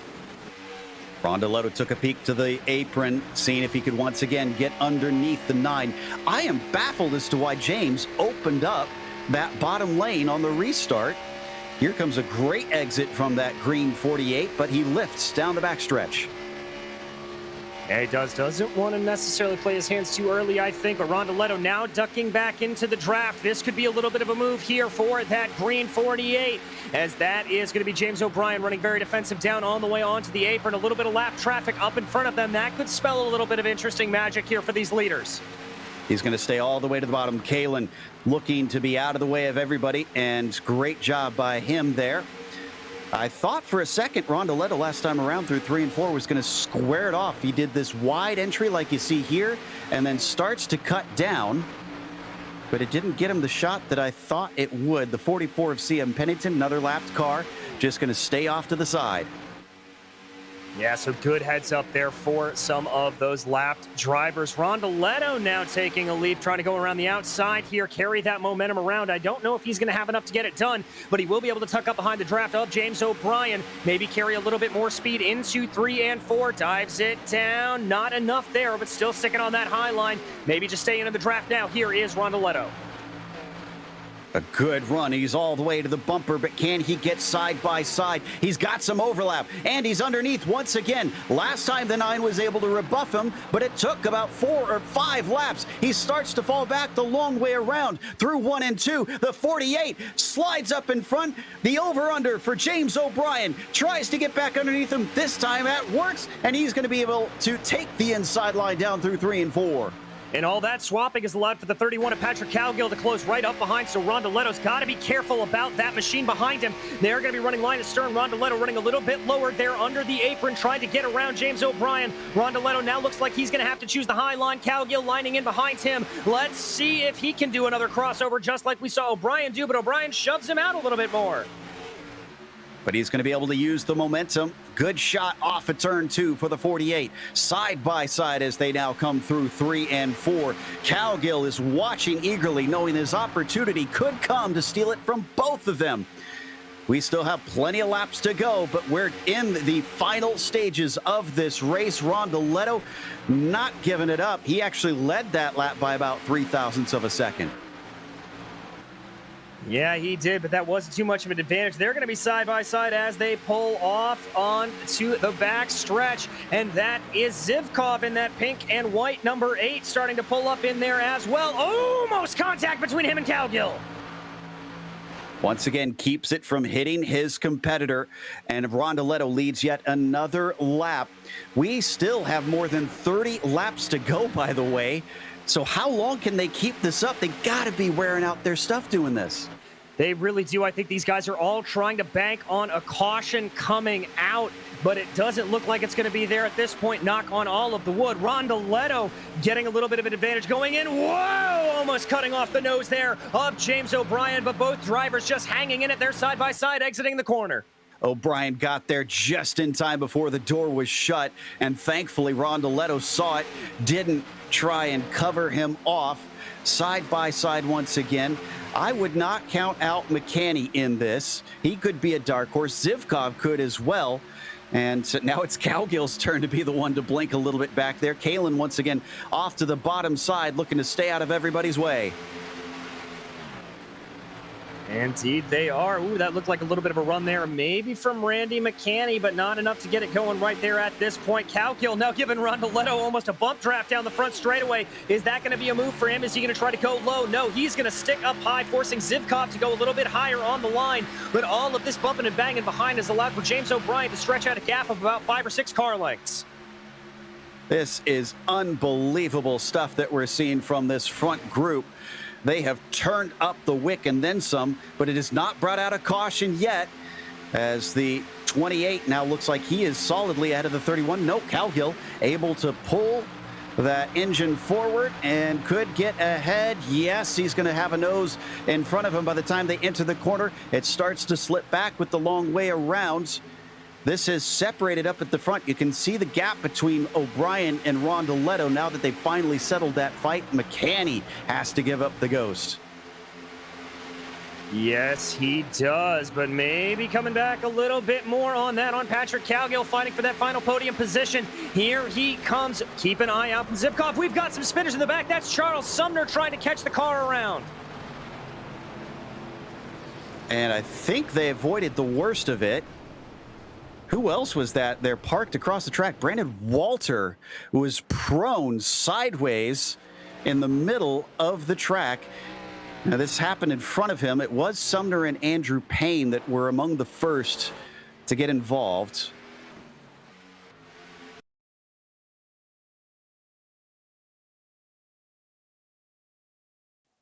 All right, so that's Sumner there in the orange and green 98. That's going to be Walter Payne in the blue. Oh, big hit there, and Sumner just comes right across to collect the 99. Both cars just going for a lovely little loop-de-loop across the start-finish line. Oh, and a hard hit with the wall, unfortunately, for the 99. Interestingly, the one that came out the best out of that, I think, was Payne. Yeah, the 93 basically just shot through the grass and wound up getting away with it for the most part.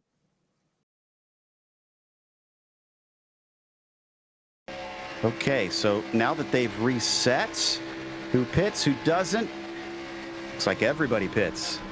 As we watch the replay one last time from on board the 99. Some big hits into the wall. Whoa, that looked very close from that angle. Yeah, it did, Joe. And yeah, as in regards to the pit stops, I think that's the best call here. You do not want to be caught out napping with old tires. Everybody's got about one set left, so you might as well go in and take them because you don't want to give any sort of advantage to any of the drivers around you. Because of that caution, we can confirm now this is going to a timed race. They do not have the ability to finish this out. Who's going to be the first out of the lane, though? This time, it looks like O'Brien. What happened to Acosta? Acosta dropped positions. No, excuse me. I was thinking of Rondeletto there. Acosta out in third. So actually, he gained spots, I think, didn't he? I believe so. He was running back in around 5th or so in that last run. So that's that later pit box really coming out to his advantage. So it's still going to be James O'Brien and Octavio Rondeletto out front as these cars cycle their way back around. Once again, Rondeletto having to deal with both of the private label cars flanking him. And that's not going to be easy, since I'm sure they're going to be working not necessarily together, but towards similar interests, and really don't want to give the 48 any slack. Starting behind them I have to admit, I'm pretty impressed with the 8 of Zivkov. We haven't seen him up at the point yet, but he's hovering around these top 5 for quite some time. And if he finishes there, it's going to be well earned. That he is there on merit. Yeah, he really is. He has just been scrapping this entire race. And remember, he qualified very well as well. He qualified 6th, and we have seen him as high up as into the podium position. So some very, very good driving there from Zivkov. Not afraid to put it on the line and just absolutely going for broke. Getting a couple cars looking to get laps back. Romero, Hilton, and Kalen are waiting for the pace car to give them the wave around. When they do that, we'll go double file yet again, and we'll restart with looks like less than 25 laps to go. Well, less than 10 minutes to go, we should say. Yeah, so not a lot of time here to be patient. I think everybody's going to be in full attack mode, especially on the fresh rubber. 62 and the 0 here, I think, are going to be given the wave around. That is Mark Kalen. And I'm not sure who that 0 is off the top of my head. That is Baron Hilton there in the 27. Looks like the 4 going to go in to get more repairs in the meantime. You know, I wonder, since iRacing had the Dallara IR01 built digitally, at what point did they ask Dallara to return the favor? Can they make that pace car a real thing, maybe? Get their own personal car made in real life? I mean, I certainly know I'd love to see that out here, but that may have to be a conversation we have with the hires up in the world. Not we necessarily. That's the iRacing's job to do. As we now go double file. It has been James O'Brien and Octavio Rondoletto who have looked the most likely to take this race, but don't count anybody back within the top 5 or 6 here today. They have all been hovering close to the top spots, and one little mistake could open the door for any of them to try and snatch it from these top 2. And Rondoletto has certainly looked like this season he has turned a new page and wants to try and get that championship back after losing it to a penalty postseason, unfortunately, and falling down into 2nd in the points. That has got to fire you up if you are a driver. Here comes the pace car into the lane. James O'Brien will have control of the fields. Can he jump Rondoletto here? He is. Green flag is out. Great start. Looks like his teammate got the memo this time. The 5 is going to follow him up. Can he keep Rondoletto at bay so that we don't get a repeat of last time with only 6.5 minutes left to go? We've been talking about Luka Zivkov and that break. There he goes on by Octavio Rondoletto, but Rondoletto going to dive down to the inside, and that's going to bring Patrick Cowgill, but Rondoletto stuck in there a little bit, boxed in as Cowgill moved to the inside. Zivkov almost into the rear bumper of the number 5 of Abner Acosta, pops his way out to the outside here. He's going to try to go on by into 2nd.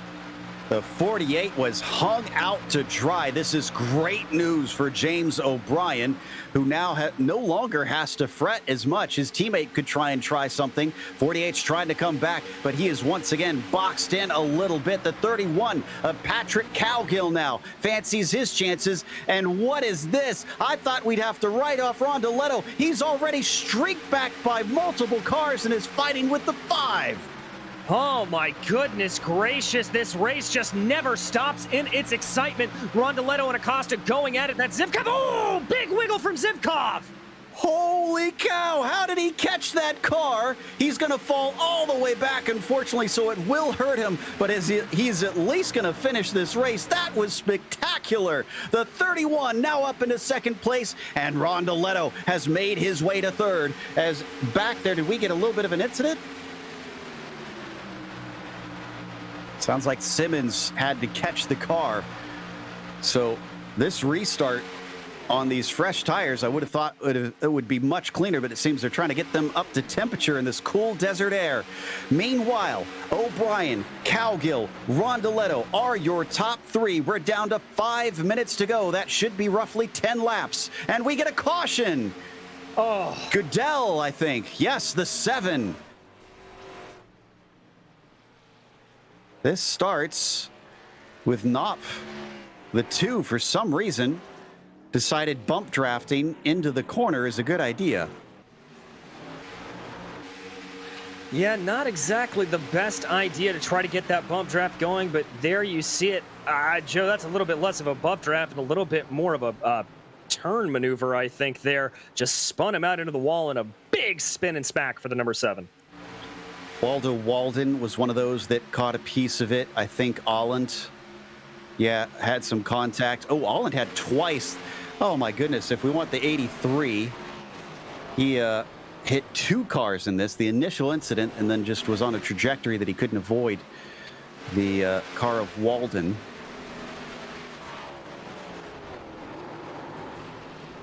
Oh, man. Real pity there for Alland. Oh, and then the 98. Well, that was Charlie Sumner, who had a real surprise there at the end of that incident. I think he just went down the pit road probably at about 100 miles an hour. Probably had to get a black flag cleared out of that. Yeah, and that's the second time we've had that clear here tonight, and the stewards here in the PRL very cognizant. If you've got to dive down the pits to avoid an incident, they will clear that flag for you, so kudos to them. Are we going to get restarted here? I hope we do. We've got 3 minutes left. What are our pace laps looking like? I'm seeing a minute 30. Does that seem correct? Ooh, man, we might not get this restarted. We might have just ended the race with that caution. Oh, my goodness gracious. An absolute heartbreak if that is the case. I would love to have seen the shootout here with these drivers. It certainly is a disappointing end if that's the way it all comes to a halt. I don't know if James O'Brien will be that disappointed getting the win. He's so struggled to try and find those. I need to check to see if his stats for last season. I think he got 1, didn't he? I want to say. I believe that's right. Yeah, Joe. We've had a few drivers that are just so consistent but can't seem to win a race for their life. And I'm starting to lose track of them between here and the trucks. Lights are still on with 2 minutes left to go, which means I believe that is it. I think that is race over. I think it is too. We'll have to see if the Precision Racing League does anything here to change it out. Does look like Patrick Cowgill's coming up to the outside like he thinks they may be going green, but with those lights still on, they will not be going green this time around.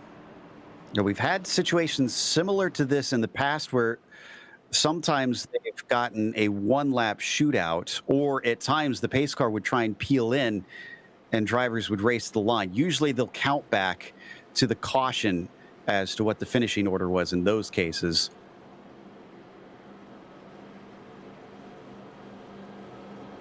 And we're waiting to hear from the stewards.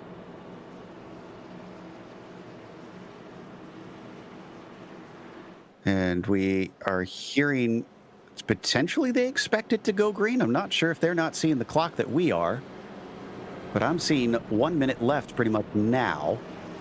And even if we get the lights out, when they come back around, that's race over.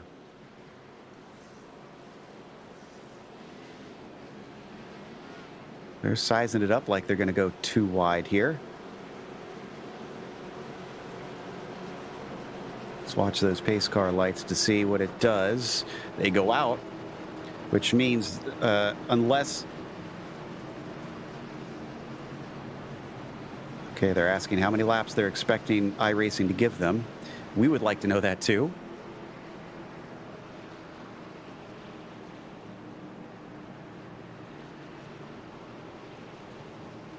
We're hearing that it's going to get a white flag if it gets within 30 seconds, which it just hit now. We're hearing someone saying they have 4 minutes to go. I'm not getting that same information. Nor am I, Joe, and according to all of the things that I have, I am seeing where it says 1 lap to green. So we may get a 1-lap shootout here. Well, if we do, at least we'll get a green flag finish, and that'll be exciting. I don't know if James O'Brien will be terribly happy about that. Let's watch and see. Time is officially over from the clock. I can say that with certainty. iRacing has told me we are done, but the question is, will we get a lap under green, or is this going to be the checkered flag when we come to the line? Pace car should peel in. O'Brien's looking like he's waiting for it. Oh, Rondoletto tried to go, gets into the back of the 9. Green flag waves. Will it also be checkers at the same? No. We'll get a one-lap shootout. Here we go, all the way to the finish. Rondoletto's going to try and get up to the bumper of the 9, but it looks like he may have cost himself with that bad start that he had. The 31 falls into third. O'Brien desperately wants to hold on for 2 more corners as Rondoletto starts to fall backwards. Great exit there for the 31, trying to carry the speed, but whoever gets second place, it is going to be O'Brien who takes the victory here today. Second goes to Rondoletto. They wreck across the line with Acosta involved, but it looks like Abner will claim third. Hoi, oi, oi, came across in third, absolutely sideways there, Joe. So absolutely incredible to see. That's a good result for private label Team Hype and a great result for the 9. James O'Brien just getting that quick jump off the line, and that is what won him here today. Bradley Holly, by the way, recovered to 5th after all of that insanity. However, James O'Brien comes back to the tri-oval as he gets ready to burn it down. Round 2 goes to him, but we're going to go to a quick break. We'll come back with the unofficial results as well as driver interviews, so stick around.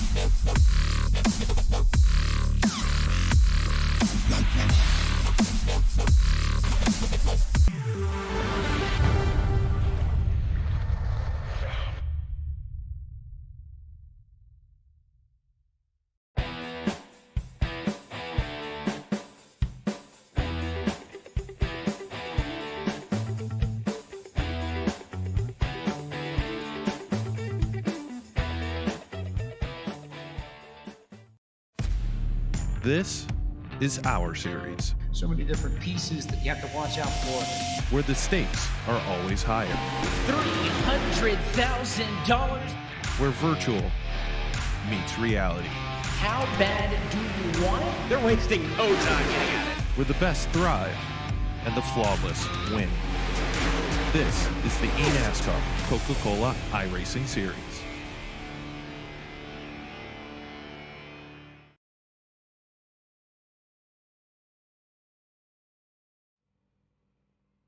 Welcome back to Las Vegas Motor Speedway. Round 2 of the Precision Racing League went to James O'Brien in the end. And from what we can check on the stats, he did not win a race last season when he won the championship by that single point. Octavio Rondoletto finished second behind him today, recovering from a 12th place qualifying. Abner Acosta, who put it on pole, wound up in third. A fascinating pace for him because he was up and down the order, it seemed. Patrick Cowgill was 4th, nearly got onto the podium, but still a great job from him as Bradley Holly was P5.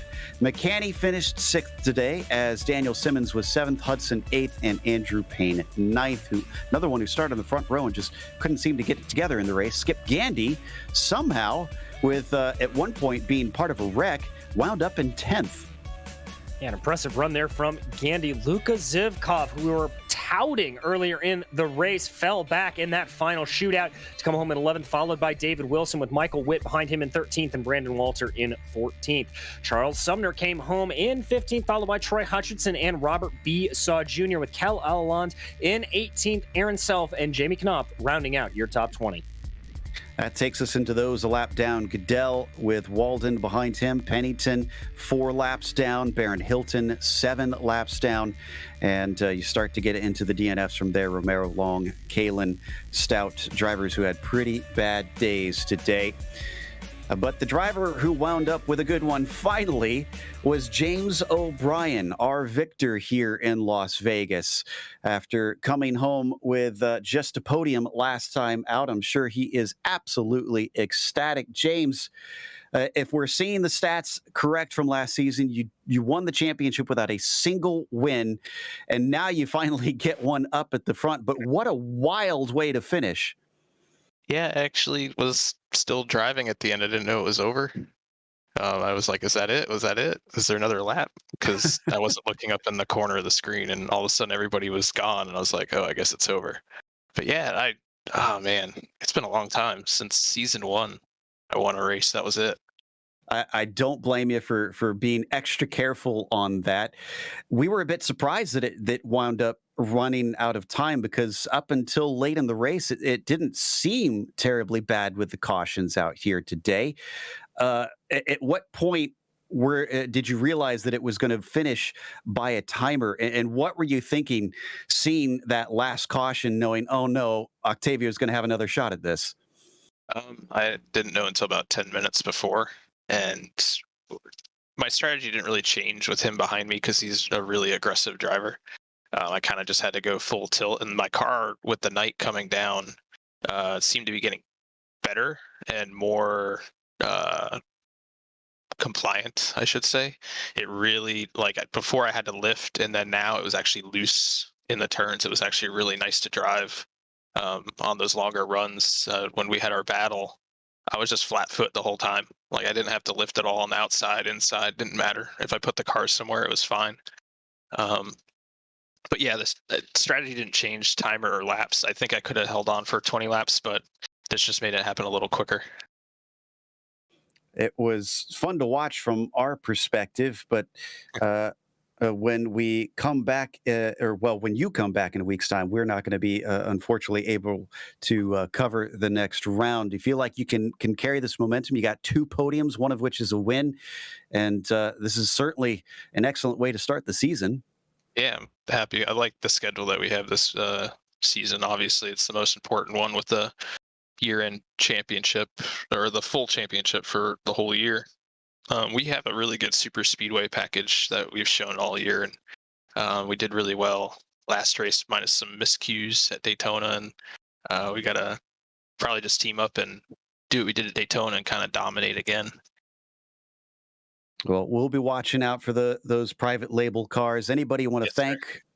Them, yeah, private label, the whole team behind us.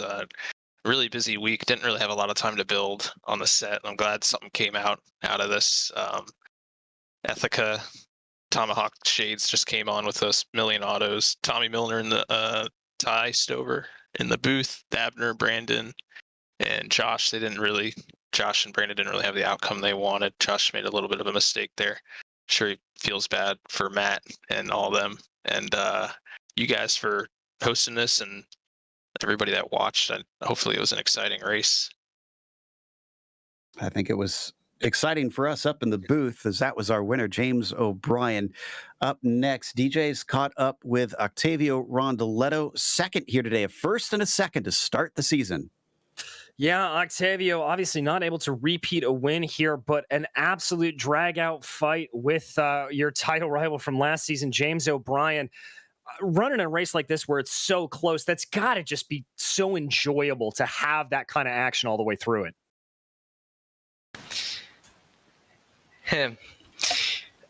The race was amazing.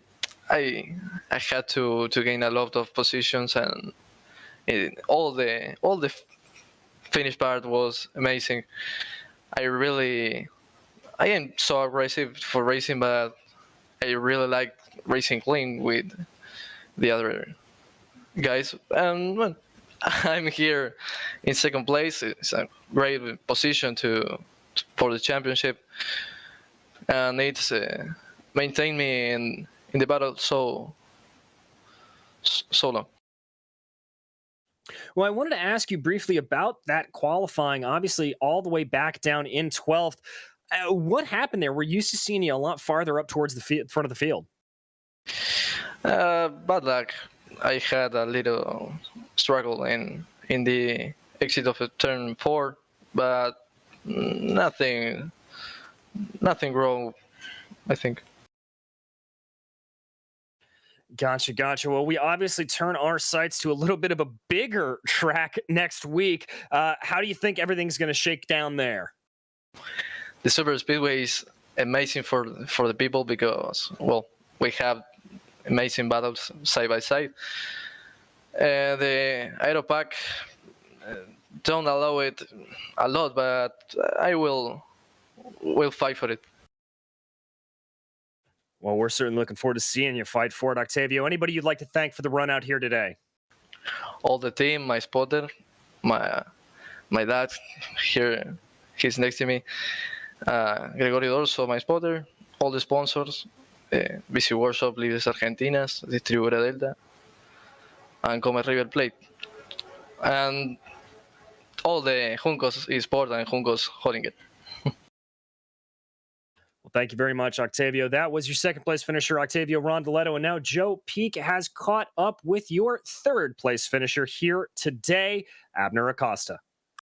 Yeah, Abner, it still came out with a podium today, but it was an interesting ride along the way.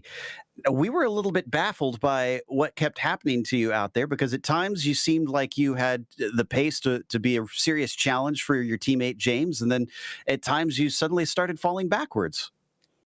Hello, guys. Good evening. Yeah, we both went different sets. And my set was definitely not fast. Like, it was fast on long runs, which is what I sort of practice a little bit. But I found out very quickly, like, people were just on draft would just catch up to me like nothing. But on the long runs, I was able to pass people, and I also got very lucky that on every pit stop, I was making like 4 or 5 positions. I don't know why. But that definitely helped me out. If not, I would have fallen more to the back. I think your pole position definitely helped you on that, because you had that clear shot out of the pit lane. We noticed that too, that you kept gaining spots with that. Regardless, it came down to that final caution. You get the 1 lap shootout, and coming to the line, you're in the midst of 3 guys. Talk us through mentally what's happening as you make your way up to third. Yeah, I actually thought there was 1 more lap after that. If not, I would have blocked Bradley on that run that he had. But I know that Patrick and Rondoletto were just fighting really hard, and I saw Rondoletto get loose, kind of run into Patrick. So I knew I had to run in there.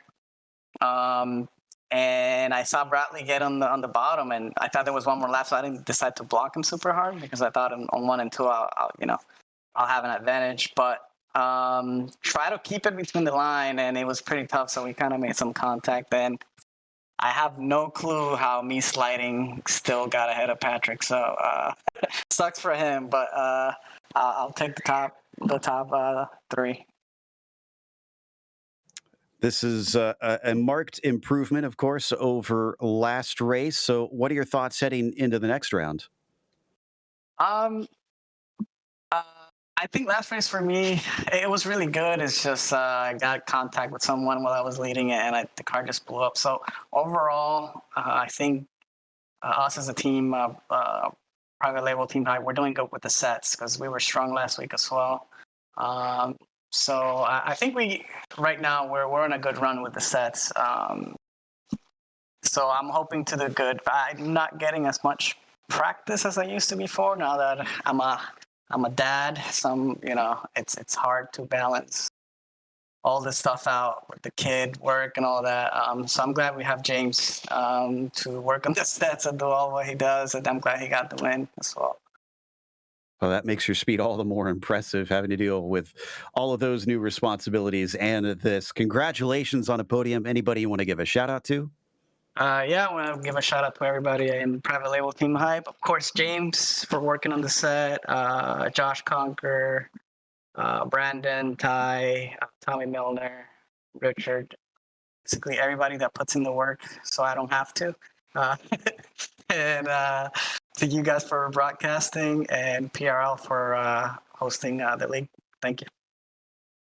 That was Abner Costa, third place today.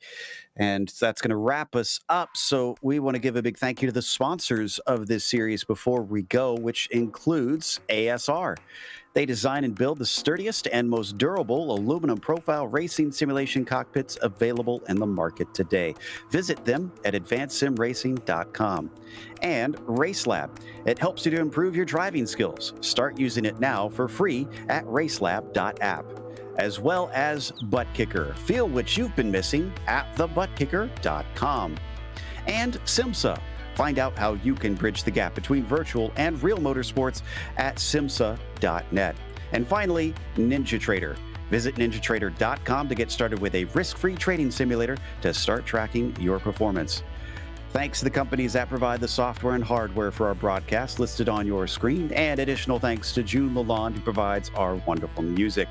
Check out her Bandcamp for more great work. And thanks to the team today, DJ, Zach, and Dougie. You can find more info about GSRC at globalsimracingchannel.com or through our social media. And check out our merchandise store at simracingmerch.com/GSRC. We keep a link in the description below.